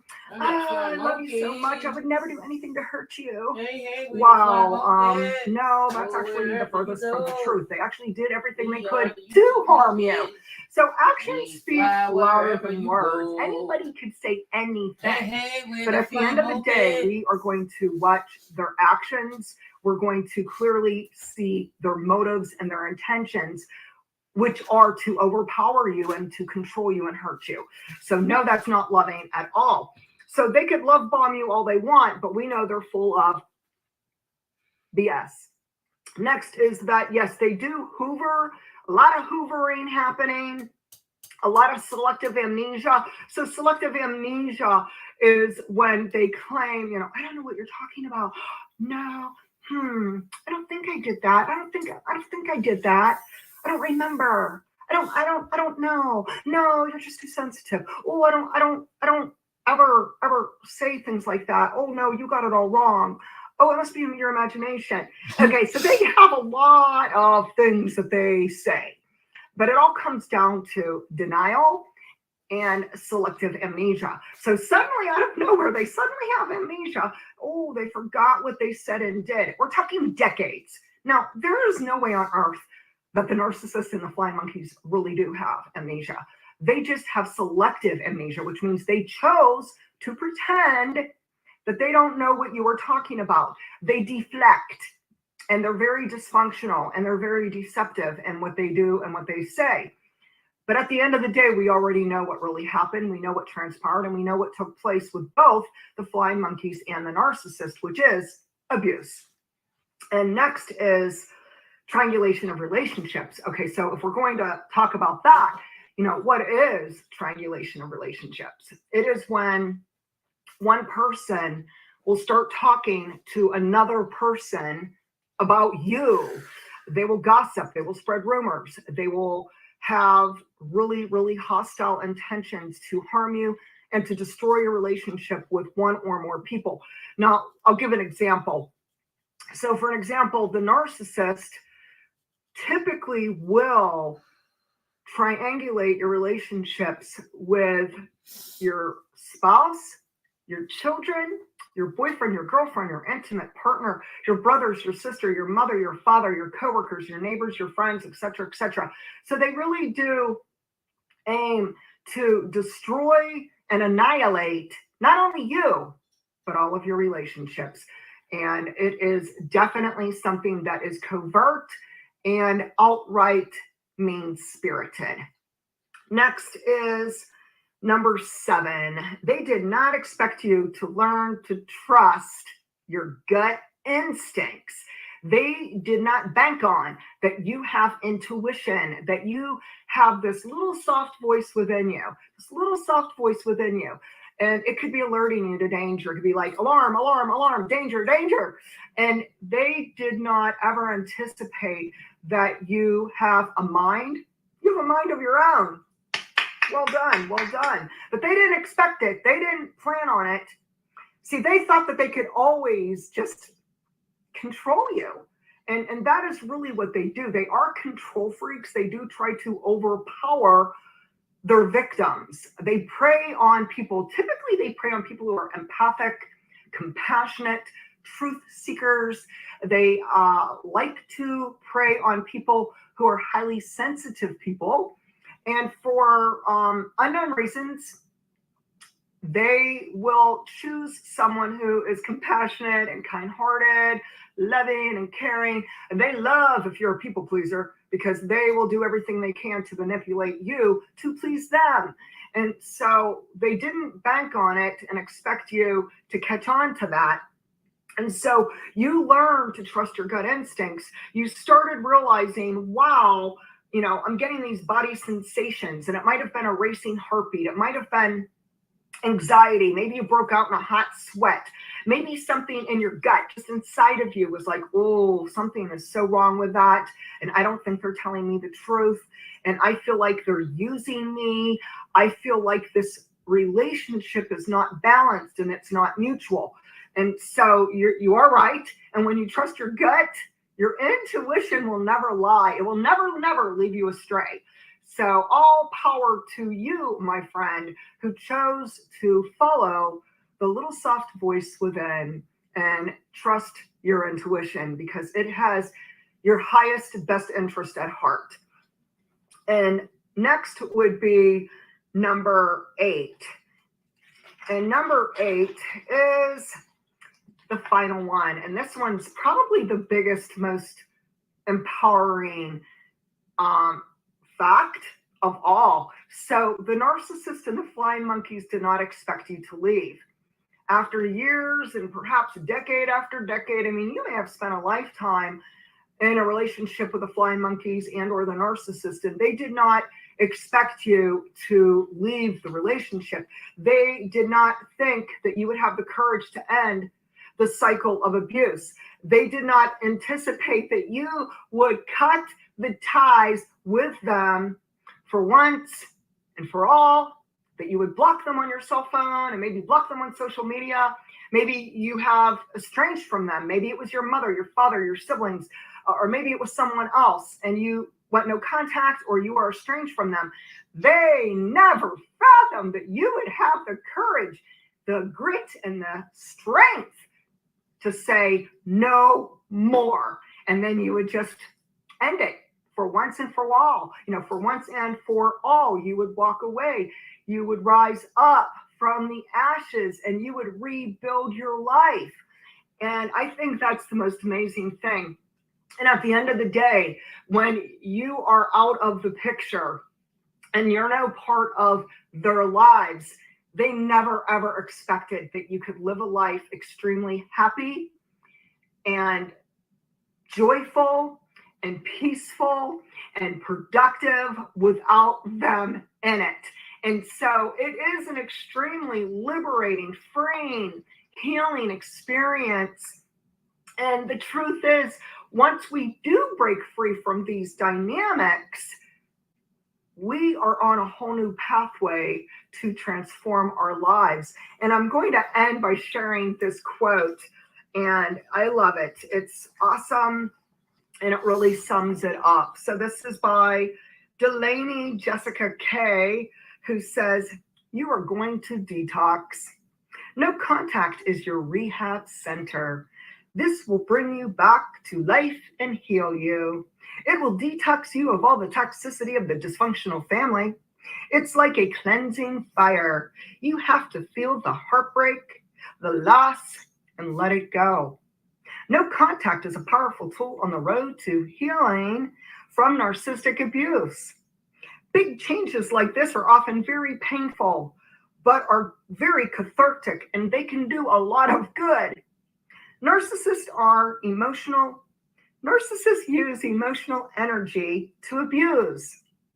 Going no contact cuts off their ability to continue to abuse. It's important to make no contact a time of healing, renewing, and growing. You can direct your emotional pain into passion and energy to transform yourself." And wow, that was a mouthful, but that was such an enlightening, encouraging, and inspiring quote. And today, share with me, what do you believe that the narcissist and or flying monkeys did not expect you to do? Do you want to add to my list? Because I'm sure there's so many other things that we could compile together on what the narc and the flying monkeys didn't ever expect from us. I can guarantee at the end of the day, they definitely and most certainly did underestimate us and our courage and our strength to break free from the abuse cycle. So please share your story with me down below. Let's keep the comments going, and like this channel, subscribe to this channel so you can receive all new notifications of new content.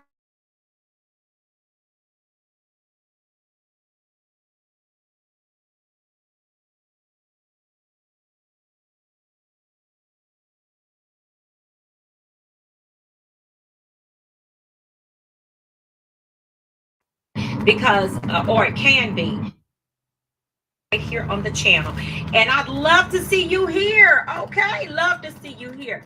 Of course, y'all know the goal of the day is 1.2K plus. If you rocks with your girl, smash on that like button for me, please, family. All right, so y'all listen, let's go ahead and jump into the topic of this video. I want to talk about this. You know, when the flying monkeys, you know what, actually, the flying monkeys will give you status on the narcissist. Now, I've really covered the flying monkeys on my channel in depth, but I do want to talk about, you know, their role in the whole thing with the narcissist. The flying monkeys will give you status. They will actually give you status on the narcissist. And here's what you also need to know: when the narcissist is going down, the flying monkeys will show up. Okay, they will show up. Do you hear me? The reason this is because what you got to understand too about the flying monkeys is that they actually work for the narcissist. Okay, now for those of you that may be new to the channel or new to the community, let me just say this: the flying monkeys are the people that are basically the narcissist. That's their support. You know, that's their support group. Okay, that's their support safari of animals. Chinese cresteds. Okay, that's what they are. They basically work for the narcissist. Anytime you go to one of the flying monkeys, and the way you identify them is usually if it's a male narcissist, it's more than likely going to be his mother. It's going to be his sisters, any messy aunties that he has, any messy women that he sleeps around with, and maybe close friends with the family that try to reach out and befriend you. Now, these ones will try to befriend you before the discard actually happens, or maybe not befriend you, but just, establish some type of association with you. So once the discard happens, they're still able to make contact with you, okay? Because it's all about the narcissist network, and it's all about them being able to get communication. So basically, they will give you status on the narcissist. Now, the way that they do this, and I want y'all to pay real close attention to some of the things that have happened around you. Oh, also too, the flying monkeys can be people on their job. If y'all work together, they can recruit people on the job that believes everything that the narcissist says and whatever like that. They're basically sniffing all up in their, behinds like dogs. You know how dogs do. So this is basically what they will do. Friends, people that they call best friends. These are would be considered flying monkeys as well. Now, one of the key characteristics and traits of a flying monkey, and the way that the narcissist recruits them, is that it has to be somebody that basically looked at you with a side eye from the gate. Okay, or somebody that was really surprised that you would be with the narcissist. Okay, so it has to be somebody that doesn't really know you. Okay, this is the only way that they can recruit them, because when the smear campaign comes, they need the flying monkeys to actually reinforce that thing. Okay, because the narcissist is not the only one running the smear campaign. That's why the smear campaign is so effective, because or it can be for the narcissist. Not on your side, but all of the people that they're over there running and, yapping their trap to, they are over there, they will give the flying monkeys information. And all the flying monkeys do is turn around and repeat the information.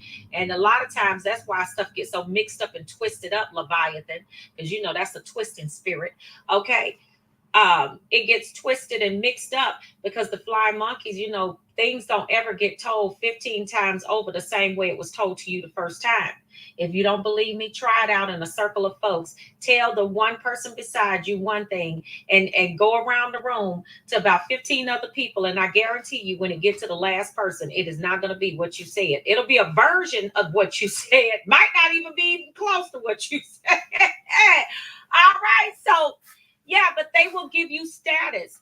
They'll give you status. So when the narcissist is going down, when they do not have supply, and I want to tell you too, focus in on the family. The family is some of those are the main flying monkeys right there.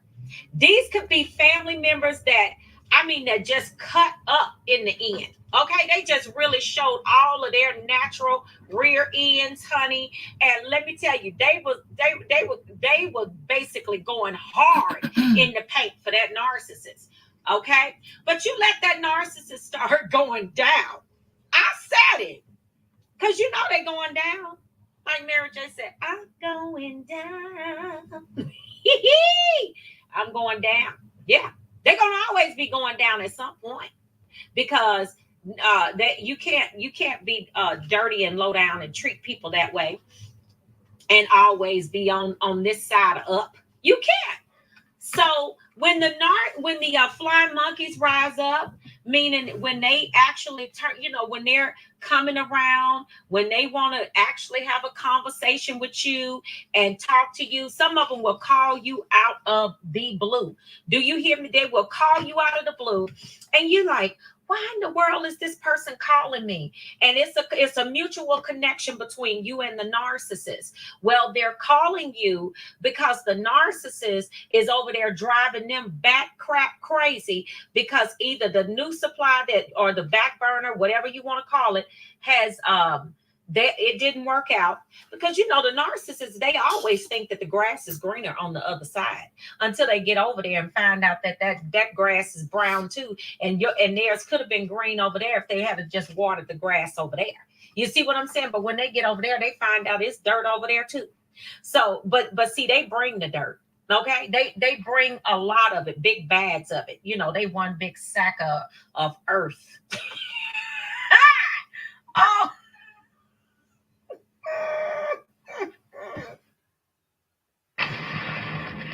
How far would you go to achieve transcendence? sack of earth. I can't. Let me stop. I got to get off here. Listen, so this is what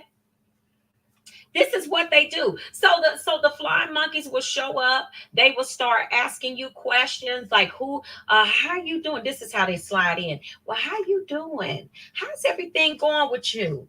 You all right? I know. Yeah. Have you talked to so and so? Now they know you haven't talked to them because they on assignment from the narcissist. Okay, they are on assignment from that bird.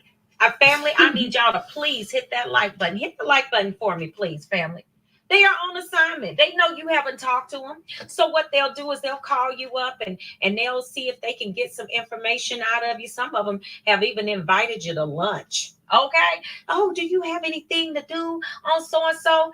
And I'm going to tell y'all another trick, another thing that these flying monkeys will do. They'll try, want to take you out to lunch, act like they're so interested, want to see how you're doing after everything is over. They're not interested in what's happening with you. They don't care. They are on assignment from that Chinese crested, and they are trying to figure out what's happening with you because the narcissist has told them, that sob story. Oh, I just don't understand why it had to be that way. And see, when they go down like that, they're not doing the blame game. At that point, they pull that part of the story out. I said it. This is what they do. Y'all, I'm telling y'all, pay attention. When the narcissist is going down, the flying monkeys will rise up. Okay, they will show up. Okay, and they will give you status on the narcissist. You just got to see through what they're saying because you're like, why are you coming over here and talking to me? Why are you asking me about what's going? Why you want to take me to lunch? You didn't even like me when we were together. You were giving me side eyes and looking me up and down and everything else. What you over here? I'm telling you. That mother of theirs, oh, that one right there. Especially if you were dealing with a male narcissist, that one right there, she's his problem. She is his absolute problem. The sisters, oh, that's another part of his problem. Because see, these women are they don't know how to take, they basically have very low self-esteem, very low self-worth. They didn't like you from the gate, and they were trying to figure out where the narcissist got you from, because they know that the narcissist is trash. So what are you doing with that trash? But they're not going to tell you that. Okay, they're not going to tell you that, but they know it. They know they come from a whole family of birds, and some of them will even tell you this is a dysfunctional family. Okay, some of them will even tell you that. But I'll tell you one thing, what they're not going to do is they're not going to go against the narcissist for you, because they're a whole big bunch of clan of crows. Okay, did y'all hear what I said? They are clan of crows. Okay, COC. That's what you got right there. COC, clan of crows. There you go. Oh, that's a good one right there. They're not going to go. And matter of fact, they can be fighting among each other. This is these flying monkeys right here, especially the ones in the family. They can be fighting among each other. But I bet you one thing, this is what you need to know. Like my shirt said, know, trust, and believe.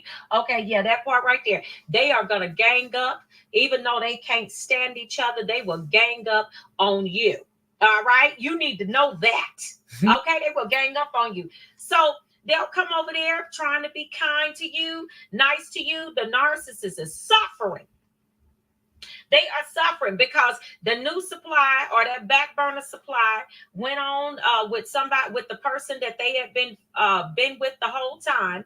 And so now the narcissist is basically left over there with no one, or, just a little scarce, maybe a few little people that they use for, minimal supply, not somebody that can really provide for them the way that you did. Yeah, that part. So this is what they do. They will have to come around. They are going to show up because they need to figure out what's going on. They need to get some information, get it back to the narcissist to see if the narcissist is going to be able to penetrate your boundaries and get back in. The narcissist will also do this right here. If there were friends or, associates of the narcissist that you had met, especially the male narcissist, females will do it too. Just change the gender because they both do the same thing, just slightly different. But but he will recruit one of his male friends or associates or somebody that, you know, maybe he's not really close with, but he'll call them up and be like, hey, I want you to see if you can reach out to this person right here and flirt with her and see if she'll bite, you know, see if she'll go out on a date with you. Yeah, they'll do that when they're testing the waters.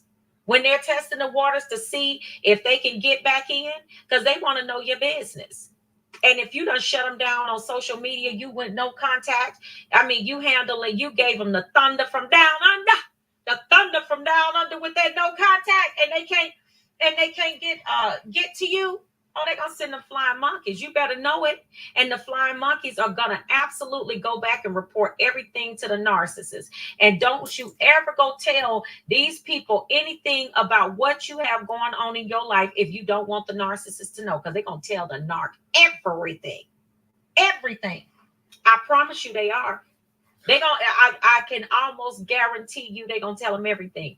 So this is how they show up. They have to show up because the narcissist is basically, I mean, it's a man down situation for them. So they got to activate the flying monkeys because they don't have enough energy, because if the supply is low, they are lethargic. They probably sleeping all day.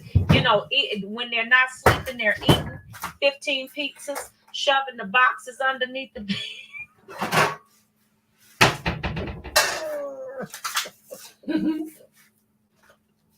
Shoving the boxes underneath the bed, and then after they shove them underneath the bed, they get back in the bed. I gotta get off of here. You know what? But this is what they do. They gotta recruit some folks to help out, because this is a man down situation. So family, listen, let me get off of here. I want y'all to please hit that like button. If the flying monkeys. Listen, the law of attraction is great, but there's a reason why it doesn't work. I love to listen to her talk about them Why flying is monkeys. that? Because you aren't vibrating highly enough. Does that make sense? Hey, everybody. Welcome back to another video, the T on MPD and relationships. Hello, everybody. To all of my new subscribers and new followers, hello, everyone. Welcome. Thank you so much for joining us into my tribe and family at large. Thank you all so much for coming back and watching another video. Of course, y'all know every time I drop a video, I have to push Thursday nights. Thursday nights. Can you say Thursday night? Thursday night, y'all, it goes down right here on the T. Listen, you don't want to miss Thursday nights. Thursday nights is where we take our healing to the next level, wholeness. I mean, when I tell you God visits us in a very, very special way, you just don't want to miss Thursday nights. I'm telling you, read the comments. I tell y'all on each video I drop, I'm pushing Thursday nights, because you know what? People are coming out of these narcissistic abuse relationships, left, right, and center. Okay, that Thursday night, coupled with the videos, and of course, I'm sure there's some other coaches out there. They are getting the full picture, and they are getting them some gone up out of that cesspool. All right. So 5 p.m. Thursday nights, I want to see you there. Jump in the chat. Let me say hello to you. I'd love to say hello to you. And let me just see who you are, all right? And, of course, every time we drop a video, that's 5 p.m. Pacific Standard Time, all right? So every time we drop a video, the goal of the day is 2.1K plus. All right. If you rocks with your girl, hit that like that. All right, y'all. I'm going to jump into the topic of this video, okay? I want to talk about this issue, all right, with, why? Why does the narcissist, their negativity, their bad energy, it brings destruction to your life, okay? Why? Well, I want to talk about that because I want you to understand what's happening. We can always look at the tangible things. We can go back and look and see, what happened. You know what I'm saying? How do they do this? How are they able to systematically break you down and your whole entire life all at the same time. Stay tuned. We're going to talk about it. Stay tuned. All right? So, when you are dealing with a narcissist, first of all, let us go ahead and be clear, all right? When we talk about the type of person that you're dealing with. You're dealing with someone that really, honestly, and I'm sure y'all gonna testify in the comments, after the love bomb stage, you didn't even know who that person was, okay? Let's be clear. You didn't know who they were. Because after the love bomb stage was over, you begin to get a glimpse of the true, of the person that you were really dealing with, and that's when you started to see a lot of the negative, comments constantly, the arguments back and forth on just pettiness. Y'all narcissists are some of the pettiest people that you ever want to meet. When I tell you petty, man, they are petty, okay? They are super petty individuals. And so when we're talking about, why, how can they come and turn your life upside down, inside out? How are they able to do that? Well, there's a thing. Have you ever, I'm sure a lot of you have heard of this term before. You can become blessed by association, okay?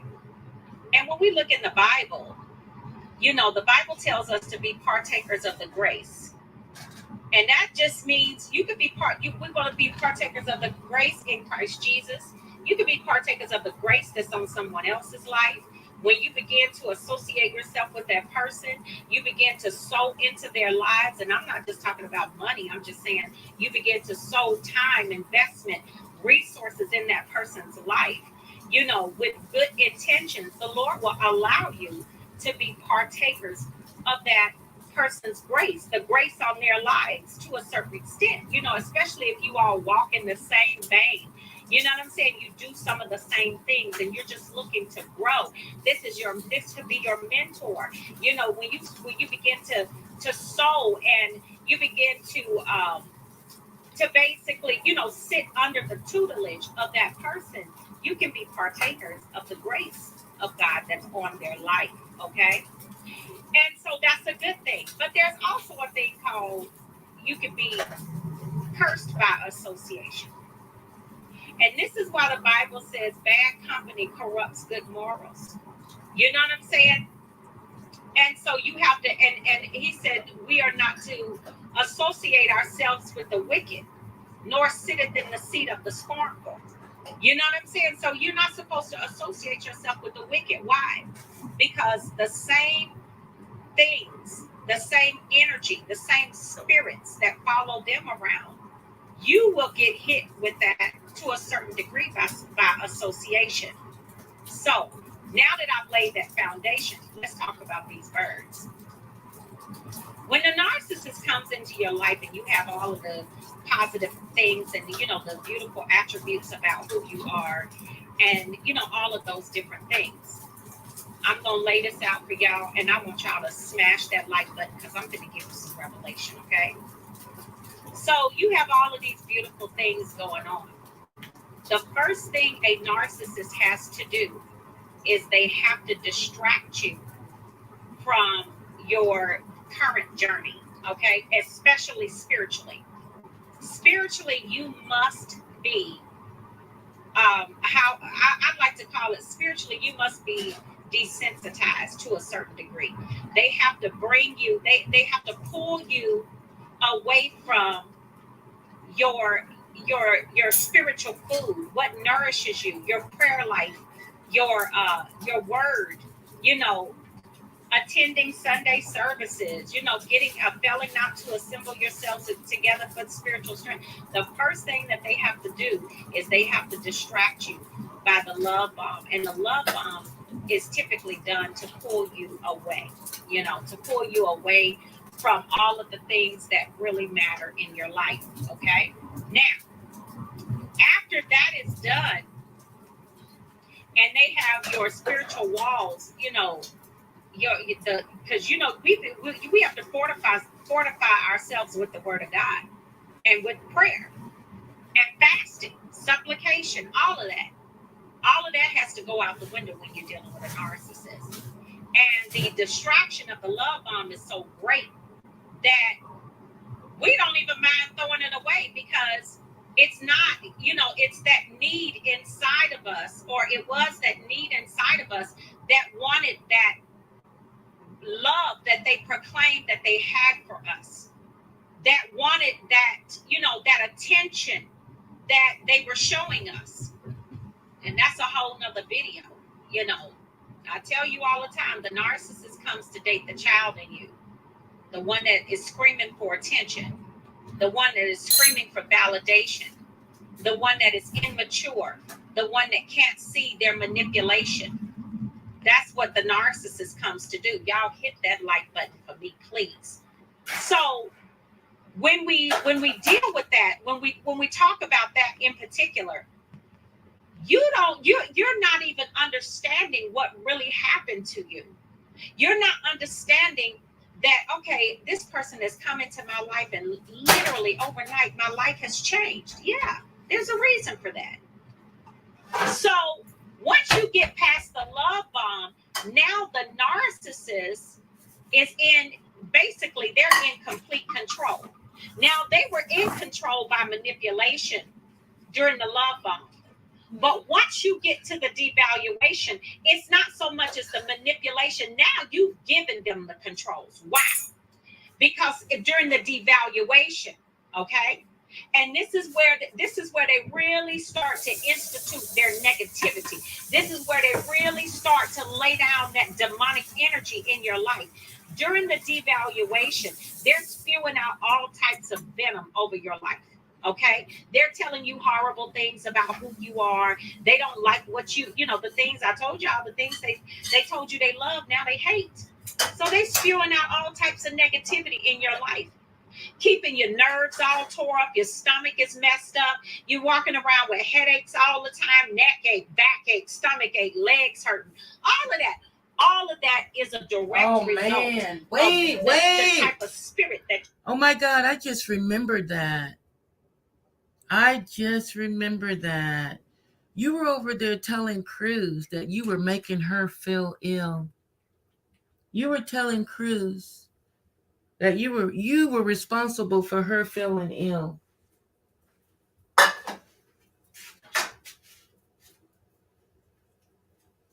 I don't know what kind of voodoo, black magic,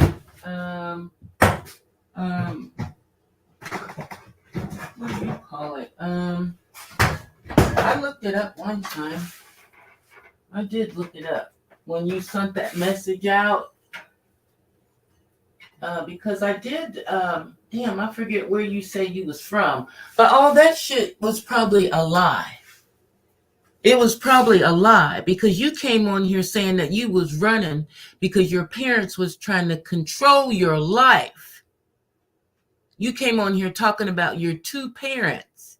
And then when I go to look, your dad has been dead for years, centuries. But you came to YouTube telling us that your parents were controlling you because they want you with this Muslim shit. I don't know what the fuck you was trying to play on the people. But that's when you first came out.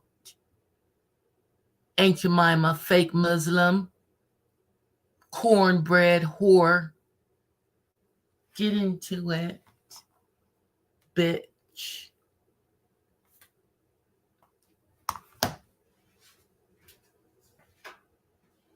That's what I got for you. That is a direct result of the type of spirit that you're dealing with. And this is what you have to understand, because a narcissist doesn't come to bring you peace and joy. That's not what they come for. The narcissist comes to destroy. All right? That's what they come to do. So you got to understand that when you're dealing with these people, that if destruction is the only thing that's on the menu, distraction, delay, destruction. Okay? The 3 Ds: distraction, delay, destruction. This is how they get down. So once that devaluation evaluation comes and they pounding you with all of that negativity, guess what it starts to do? It starts to wear off on you. It starts to become, and that starts before you knew it. If y'all gonna really be honest and testify in the comment section, you're gonna say, you know what? I started to just talk negative too. I started in with negativity and I was just saying all types of horrible things too. Yeah. Because, You know why? Because when you come into covenant with, because you feel like you want to get down to their level. If I was to talk to you like I had some sense, you would understand that. So I had to get down at your level. And you are actually, sleeping with this person, you become one with that spirit. You literally become one with that spirit. So it's not even the fact that you got to try hard to be like that. It just starts to cut things like that just start to come out of your mouth. And you're like, why am I doing this? Why am I saying this? Or why am I saying that? You don't even understand why you're doing certain things. But the narcissist knows exactly why you're doing it. They know they know they can see their work. And whatever they're doing to you, they can see it firsthand. They see everything that's going on. They're like, oh yeah, I'm breaking them down real good. But see, the only reason they're breaking you down is because they have to get you broken to a place where they can completely control you without opposition, okay? Without resistance from you. This is why they have to do that. So you begin to see that, oh my goodness, now I'm not feeling well. You're not feeling well. You're not doing too good. Now things start to break down at the job because you're sick when you go into the job and all kinds of stuff. You're trying to figure out, wait a minute, what is happening right here? You got the spell You're trying to put really on you. figure this thing out. You're like, wait a minute, something is just not right here. Yeah, it's not. And the reason it's not right is because you're dealing with a person that is literally siphoning all of the positivity out of you. They are actually taking that that positive energy, and they are returning you negative energy for that.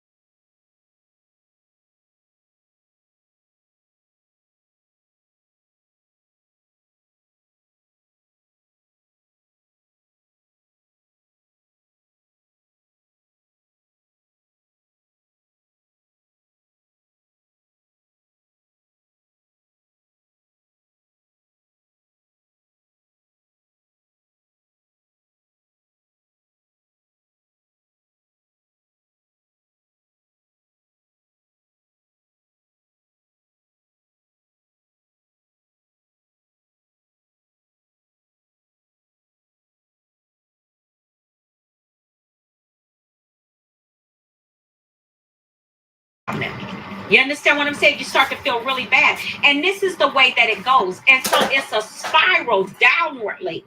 This is how your life begins to go to start spiraling downwardly. It's because of everything that they have done to you, everything that they're saying to you, constantly pounding you with negativity.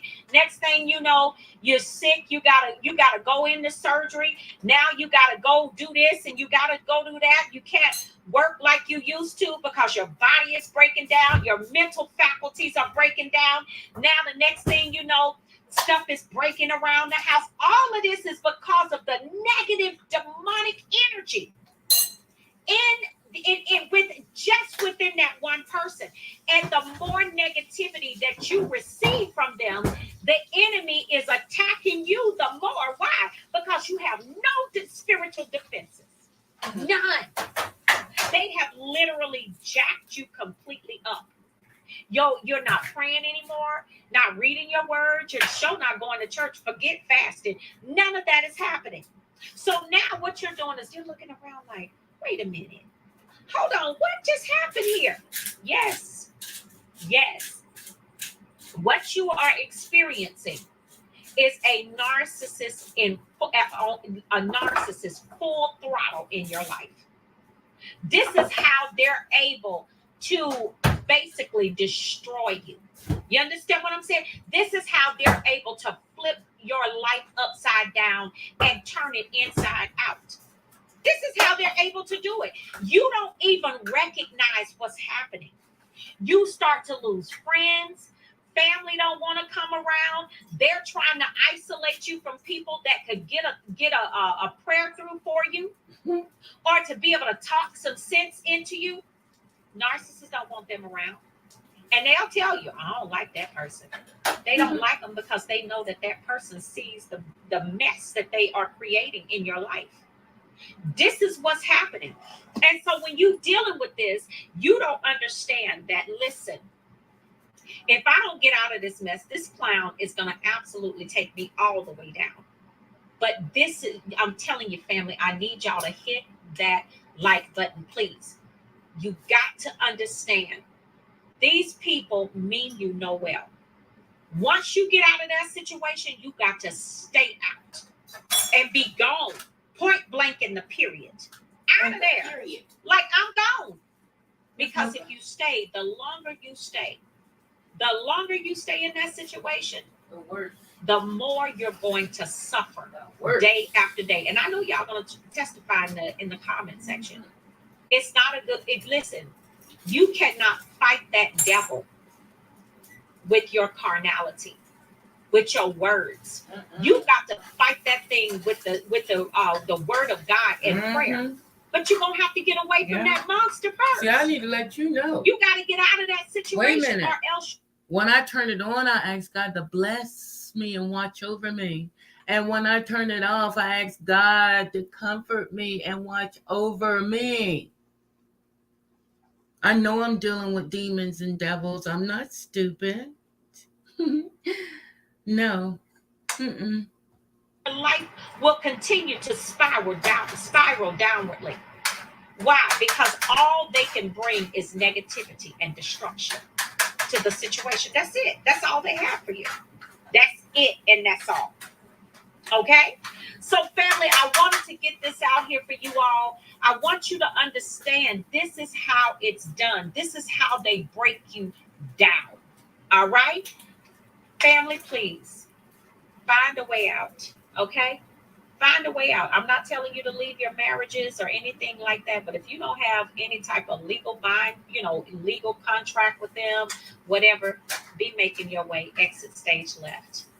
Point blank in the period. All right? Okay, family. So y'all listen, do something good for yourselves. Love on yourselves, okay, for me. God bless you all. I love you all. The one love experience, the one.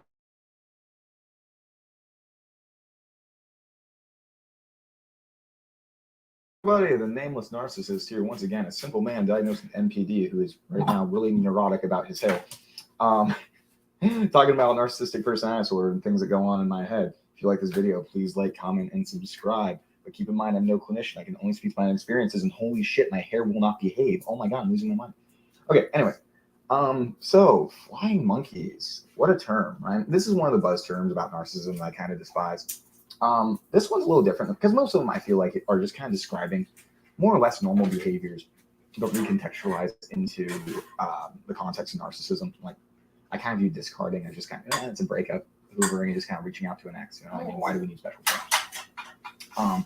There's a way that we go about it. It's a little bit different, but I'm not sure if the unique terminology is really necessary. But I kind of hate flying monkey just because of, like, I kind of understand why people want to dehumanize people with NPD. I don't agree with it, but I get it.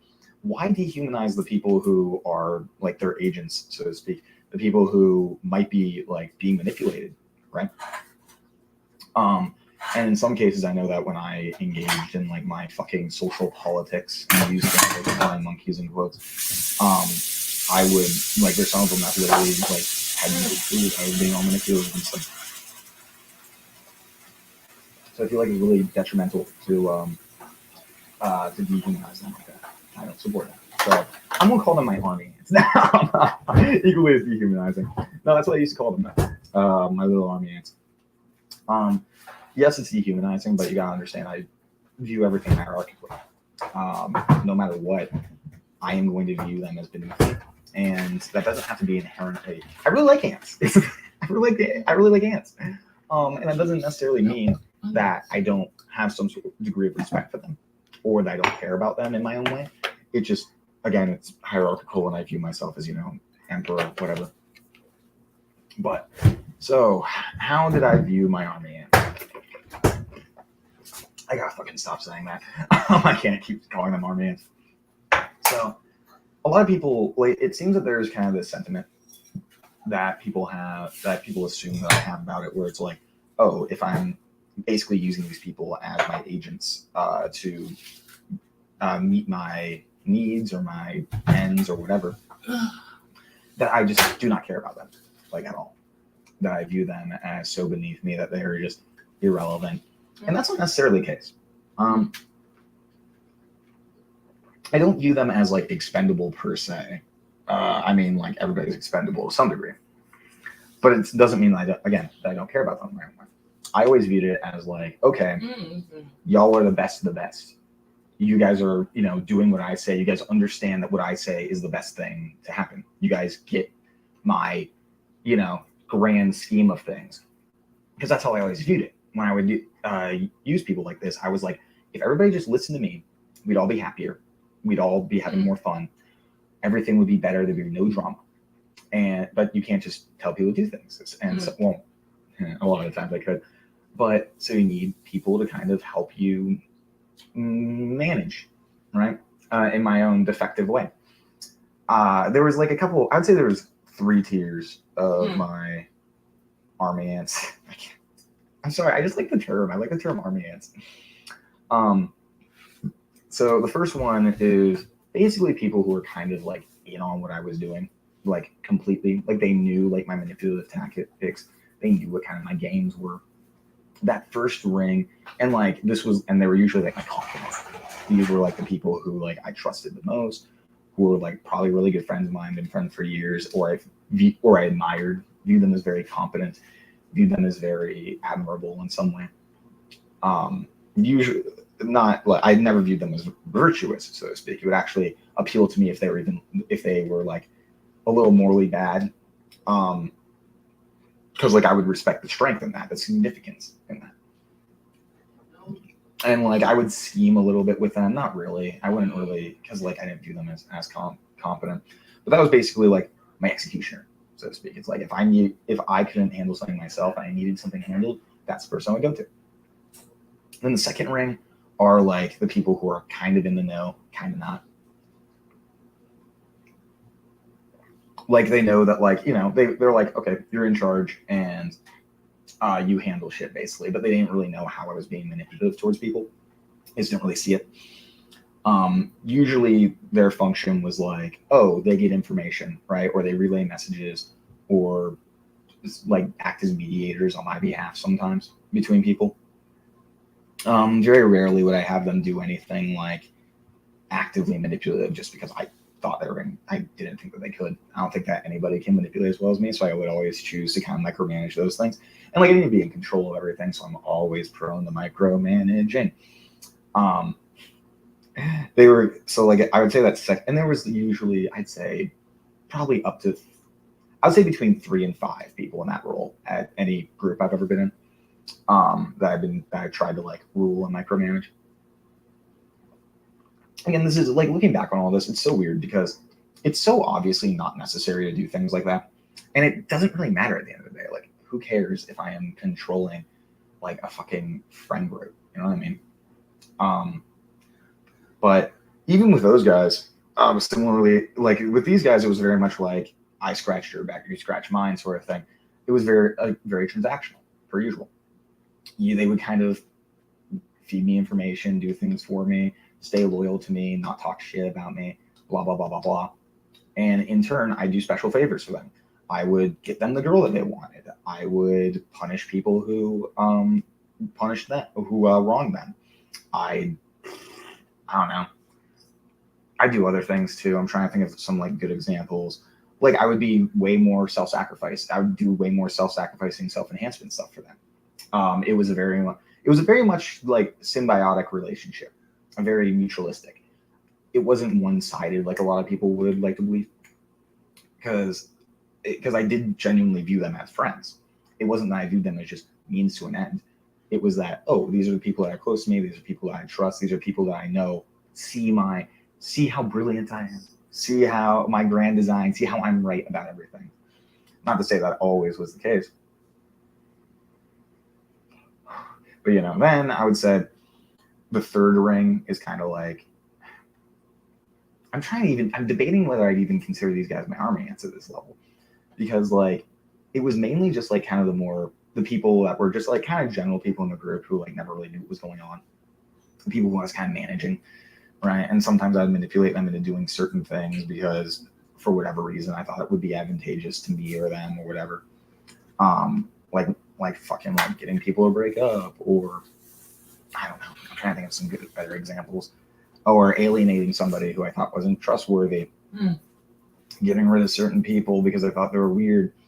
Because it was all means, because from my perspective, it was always like, I'm doing all these things for the benefit of all of us. If everybody listens to me, we're all gonna be happier, we're all gonna have a better time. If everybody listens to me, there won't be any problems. I'll mediate everything, I'll take care of everything, and everything's gonna be cool, right?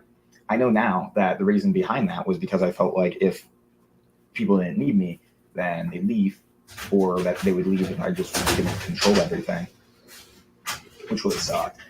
And then, hey, I was right about it. We're not in control of everything. People kind of realize you're an asshole and they leave you. It sucks. But yeah, that lower ring, I don't even know if I consider them my flying monkeys, so to speak.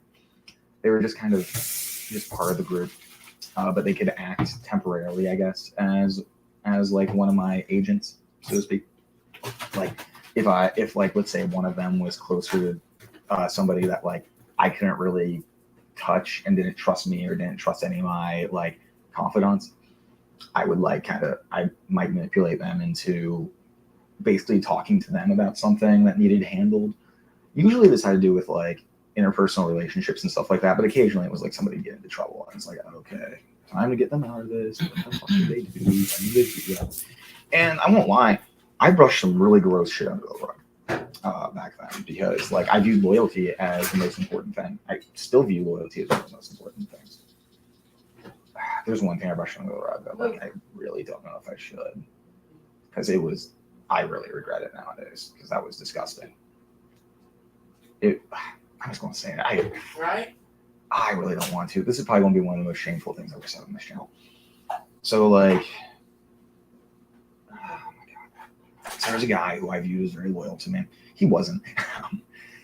But, like, he was 16 at the time, I want to say. And he was caught sexting an 11-year-old. And I fucking brushed it under the rug.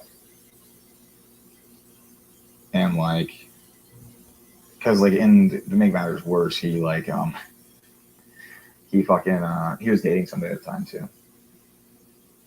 And I didn't even like, she was very much peripheral. I didn't even like fucking help her and shit very much. Which really shows how like perverted my priorities were in that way. That's one of the things I regret the most, because that was not good. I regret that a lot. And the worst part is that a similar thing happened before that I brushed under the rug too. I really thought I was so like just back then. I really thought I was like so like, you know, oh, I'm the most righteous person. Everybody else is just backstabbing idiots. And meanwhile, I'm doing shit like that. At least I wasn't the one to do it, but the fact that it wasn't my responsibility to bring him to justice and shit, obviously, but at the same time, it kind of was. I mean, like, I don't know. It's not like he actually touched the damn kid, so it's like, how much can you really do? But I viewed everything else as my like responsibility to handle and bring people to justice, shit like that. And then like when I actually should have, I fucking dropped the ball. What the fuck was I thinking? Why the fuck did I do that? Why did I view that as so insignificant? Coming out right before. I'd take it fucking back where I could. Because that kid's probably all fucked up now. Maybe. I don't know. Because now it's like, fuck, what if he still does that shit?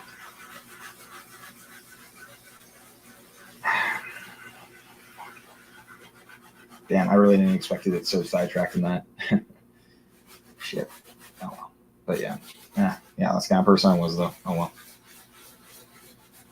Alright. Hope you all have a good day. Take your fucking meds. Shit.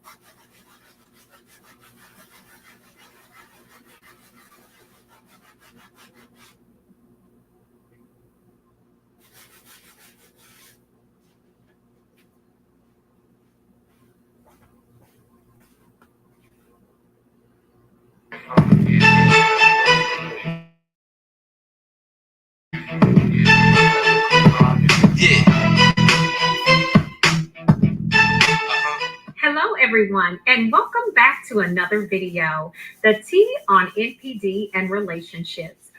So before we get started, I want to invite you to, of course, hit that subscribe button, hit that follow button, and come follow me as we discover our destinies.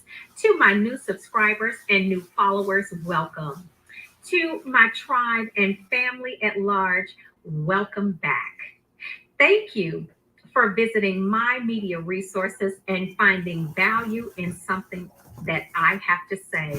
I appreciate your time. And listen, if you enjoy this content that I'm bringing to you, I would like to invite you to, of course, hit that like button and let's let the YouTube community know.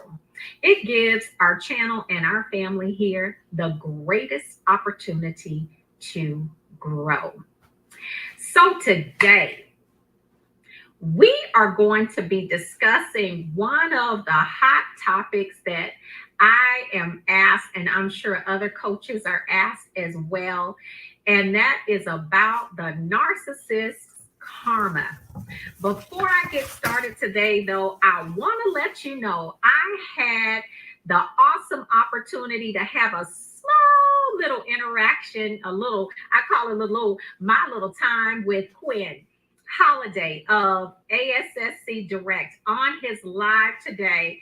I did have some live interaction, so I was actually on the live feed with him as he just, let me tell you, it was one of the people that was cutting up on that live today. And when I tell you that Quinn, like the smooth brother he is, he checked that, man. You just have to see it in action, how he got down with that thing. And it is on his Instagram. And it's the private group on his Instagram. I have actually pinned it the link to that particular video. It was today. Today is Sunday. And it happened earlier today. And I was on there just fresh, just barely waking up, still in bed, doing my stuff on my laptop, notes and all of that. But I had the opportunity to interact with the great Quinn Holiday of ASCC Direct, and it was a great time. We had a great time on that live. So the link is pinned below. And you will be able to go, if you are a part of his private network on Instagram, just hit that link. And if you're not a part of it, just ask to join. And it is the live that he had today. Today is, let's see, what is today, Lord? Let's see. Today is August the 16th.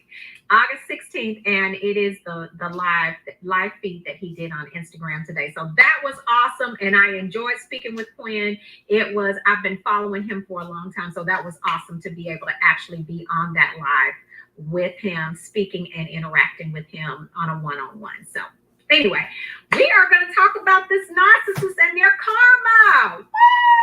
Woo! We're going to ring the bells and the alarm. Yes. Yes.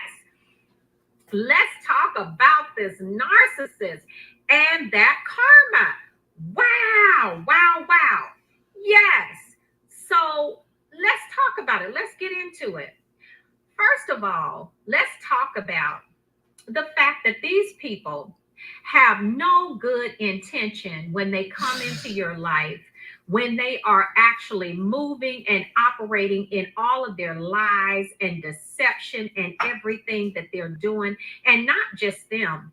But let's talk about the narcissistic family members as well. They are the exact same way, doing the exact same thing.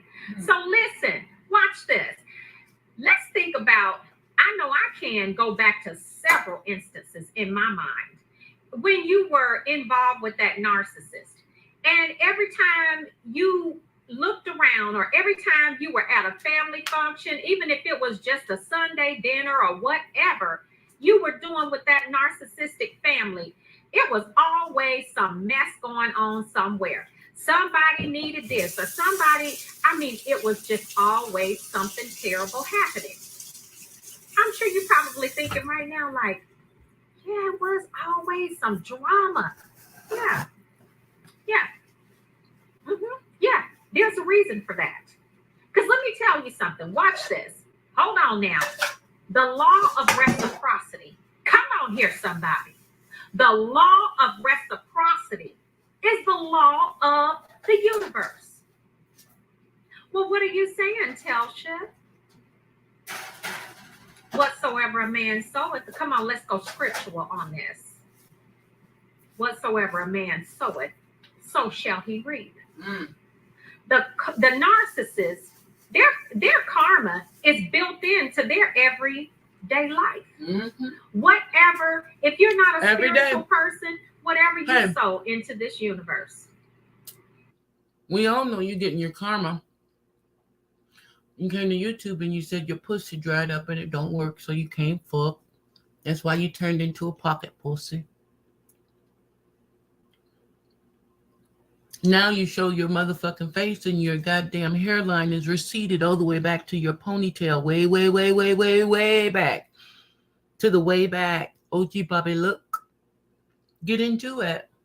Your karma is eating up on you and we can see it. You look like a swollen imp. You know what an imp is? Lip. I'm going to post the imp up on my wall. You fat nasty. You fat nasty. Did you see your receipt, fat nasty? Okay. The same thing that you are going to reap. Whatever you speak into the universe. Okay. The universe is sitting there taking your order. The universe is taking your order. That's why I teach you, or I say always, you have to be careful what you do and what you say. Your words have power. Speak well over your life. Speak well over your finances. Speak well over your career situation and your entrepreneurship. Speak well over your children. Speak well over your family. The universe is constantly listening and it's taking your order. So while it's taking your order, let's make sure that you send an order out for that Rolls Royce and that Maserati, for that big old huge mansion. We're talking about speaking well. See, a narcissist doesn't know how to do that. They can only fantasize, but they can never bring, really, honestly, watch this, their fantasy into reality. They can't do it because the fantasy is of them living this wonderful, beautiful life, but it's only going to be a fantasy. They can never bring it into reality because you need a connection with your soul to bring that into reality. They lack that. Yeah. Can you say that person is dead? That person that you told my family member, that pitiful, pitiful person is dead? Well, who is this that we're dealing with on YouTube? If that person is dead and you say you ain't the basketball player, who is the person we dealing with on this YouTube? Achieve that because you got too much dirt and malice in your heart. That's what the narcissist has. See, they got too much dirt and malice in your heart. See, you as the person that you are, look, we don't have a victim mentality here. We are victors, not victims. Okay, we are survivors. Yes, I said it. We are survivors. See, when I say you, I'm not saying you in speaking to you. I'm talking about the narcissist. See, the narcissist, they have all of this malice. They have all of these games that they like to play, all of the weaponry that they like to use, the gaslighting, the projection, the lying, the blame shifting. I mean, you just go down the gamut and they running game all day, every day.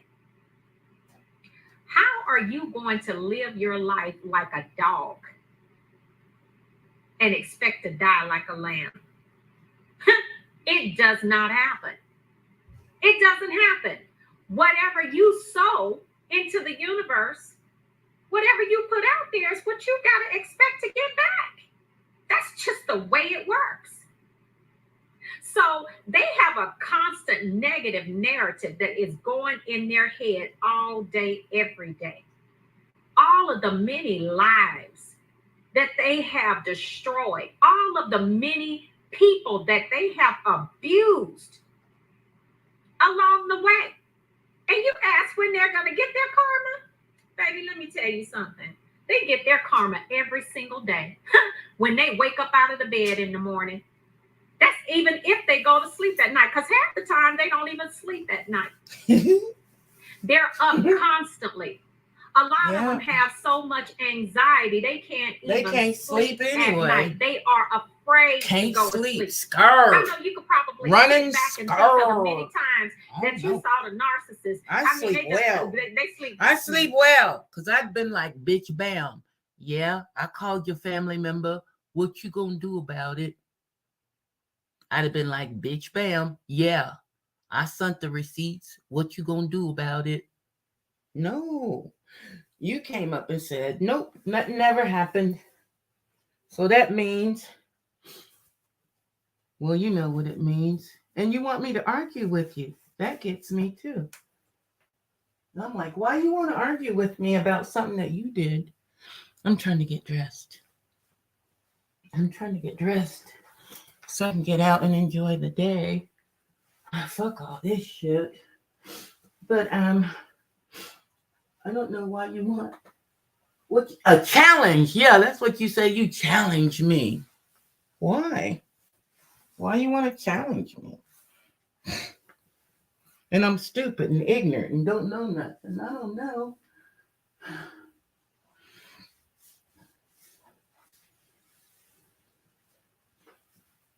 Okay. I got my pants on. I'm going to finish this. And then I'm out. I got things to do and people to see. Go into hibernation. Not YouTube people. Real motherfucking people, bitch. They're not really sleeping. And when they do go to sleep, they're sleeping for maybe 2 hours. And they're back up because of the constant negative narrative that is going on in their life. The fact that they cannot be satisfied, even with all of the money and all of the power that they may have, they are never satisfied. You tell me how that is a life of satisfaction. I'll wait. She ain't got no money. I'll wait. She ain't got no power. She just Yeah, got flying you don't monkeys. All know you got is flying how that monkeys. could be a life of That's all you satisfaction. got is flying Because monkeys. it's And them not. flying monkeys will turn on your That ass. is a horrible life to I got a video live, for I'm that. sure. When the And I'm flying monkeys thankful turn on the that narcissist. I do not have to live that type of life. Look at their family. Get into it. There's something going on with that family all day, every day. When you think back on the family, mess all the time. One family member talking about the other one and this one and that one, and they pit this one against that one, and all of the drama and the chaos. And the mother is the ringleader half the time. Most of the time, that's the ringleader. That's the one that you thought was so sweet and so kind. The devil dressed up, sitting in church every Sunday, fake Christian, fake Holy Spirit hat. Don't get me started on that one. Yeah, because that's the reason that man or possibly that woman turned out the way that they did, because that mother is just terrible. Lord have mercy. So you want Telling me. I know exactly what I'm dealing with. Bonafide demon. My internet just went out, but that's okay. I'll back it up over here. Sometimes it does that, and it gets on my nerves, but they're not really sleeping, and when they do go to sleep, they're sleeping for maybe 2 hours, and they're back up. hold on. I think we was right there. You didn't deserve all the heat and the fire that narcissist is experiencing. Because see, now that you're gone out of their lives, I'm sure you probably have had some sightings, okay? And you probably heard word is on the street that they're looking tore up, beat up from the feet up, broke, busted, and disgusted. Okay, looking terrible. I'm telling you. Yes. 5 years. You and your 5 years on the tube, and you let it all go. Oh no. Couldn't pay me. YouTube is not that important to me where I'm going to let my whole body and everything and my whole being, my whole way of life change because I'm going to sit on YouTube all day, right? Mm-hmm. Her energy kept them looking wonderful and pristine and beautiful and handsome and glowing. While you searching around trying to find some energy in a can because they sucking everything out of you, all of the life and the resources out of you when you were there. But now that you're gone, baby, guess what? The universe has free reign. The creator the creator will remove their hand and allow the enemy to come on in and have free reign. And let them go head on and tear that narcissist and that narcissistic family up. Let me tell you something. A person that talks about the fact that they cannot forgive someone, let me tell you about a person like that. Oh, well, I can forgive, but it just might take me a while. Really? What if it took, watch this, I'm going to get scriptural and I'm going to get spiritual with it. What if it took the Almighty Messiah a while to forgive you? Okay? You probably wouldn't have breath in your body. Don't buy that, y'all. These are people, that's the lie that they tell. They don't forgive. Because forgiveness is something that's quick. It's something that, yeah, sometimes it might take some people a while to forgive, but people that walk around with a hardened heart, people that just cannot forgive, these are narcissistic individuals. They are very toxic people. And if you look at the fruit that they bear, the fruit is rotten, baby. They can be gifted beyond measure, and I'm talking about have beautiful gifts that they came to this planet with. And baby, let me tell you something. This is how you know that the fruit is rotten, okay? Because the very gifts that they are gifted with from the Creator, they will come to this earth, baby, and the gifts, watch this, they can't even move and blossom in the gift. They can't even use that gift to feed their faces. They cannot be a blessing to themselves or no one else with that gift. Why? Watch this, y'all. Because they have hardness in their hearts. Come on here, somebody. They have hardness in their hearts because they are eaten up with envy and jealousy and low self-esteem and unforgiveness in their hearts. Narcissistic individuals. Yes, I said it. I said it. And they wonder why they can't excel. Wonder why that gift that they have to do whatever it is that they have been gifted to do. They can't excel. They stop themselves, baby. That's a cold piece. When you have so much anger and discontentment and so much resentment in your heart that you cannot even flow in something that you are gifted to do. And you want to talk about karma? That's karma. That is karma. Come on here, somebody. You have a gift to do something and can't even do it. You can't even excel and flow in your gift because you are so eaten up with envy, anger, and frustration, unforgiveness. That is karma, and that's the narcissist. And that's his narcissistic or her narcissistic family members. Baby, look at the fruit that they bear. That's karma. Watch it. The fruit is trash, most often just like them. Not all cases, but most of the time. Look at them family members. It's a mess. Look at the narcissist. A mess. When you don't know who you are. Every day you wake up chasing down lies and trying to figure out how you gonna tell one lie to cover up this one and that one and the other. Every day. That's not a peaceful life. That's a life of misery and pain. Every day. That's what they have each and every day. But you, baby, you are beautiful. You can lay down at night once you get through the hurt and the pain of what that narcissist did to you. And what you allowed, watch this, what you allowed. Because, see, we got to own that. That toxic, codependent, toxic behavior that we might have had, got to own that thing. Yeah, you allowed it to happen. But guess what? You out of that thing now.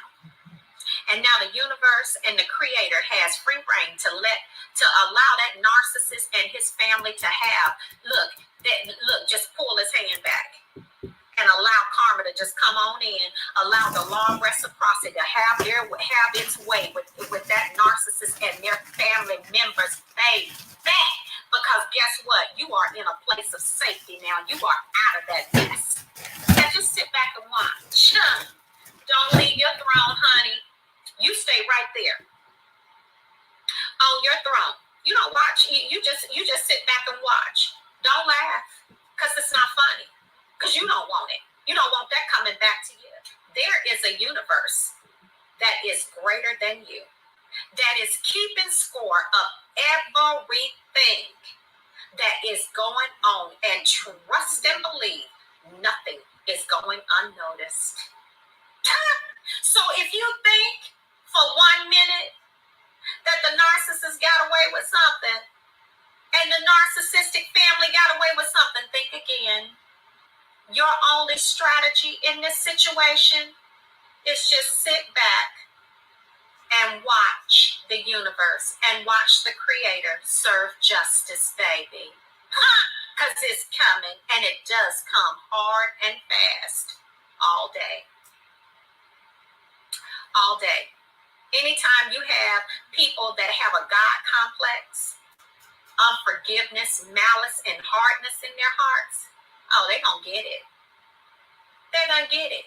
Because that's just, that comes with its own karma. Because, see, you think you higher than the Creator himself. Oh, you think you're greater than the universe. It doesn't happen that way. Oh, no. It doesn't happen that way. So, this is what I want you to understand. You are beautiful. You are a loving individual. You gave everything that you could to that situation. Yes, you did. You gave all that you knew how to give. And your repayment was their disrespect. But it's okay, though. Because, baby, let me tell you something. They will look for you in 25 others. And they will never measure up to who you are. Not ever. You are the bomb.com, baby. You are all that. And their greatest karma, that narcissist that you were with, their greatest karma is the memories of you, darling. Yes, I said it. The memories of you. Oh, you think that new supply or the illusion of the new supply? She's not you. Or he's not you. And will never be. But their greatest karma is the memory of you that will torment their mind day and night. They can't even buy a get back, baby. They can't get back. And that right there is what you rest on, is that you did your best. You gave your all to a person or people that absolutely despised you. Now you watch the universe and watch the Creator deal with them. While you sit happily on your throne, cross your hands just like the king and the queens, the kings and the queens that you are, and that the Creator made you to be. And you just let the universe and the Almighty Creator have their way. Because trust me, you're going to see it and you're going to hear about it. You will. You will.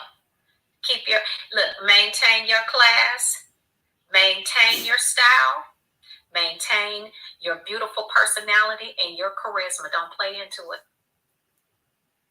You just say, duly noted, and keep it pushing. Okay, because guys. that's the beautiful, classy individual that you are. Mm-hmm. Okay, guys, I'm out. I got some things to do.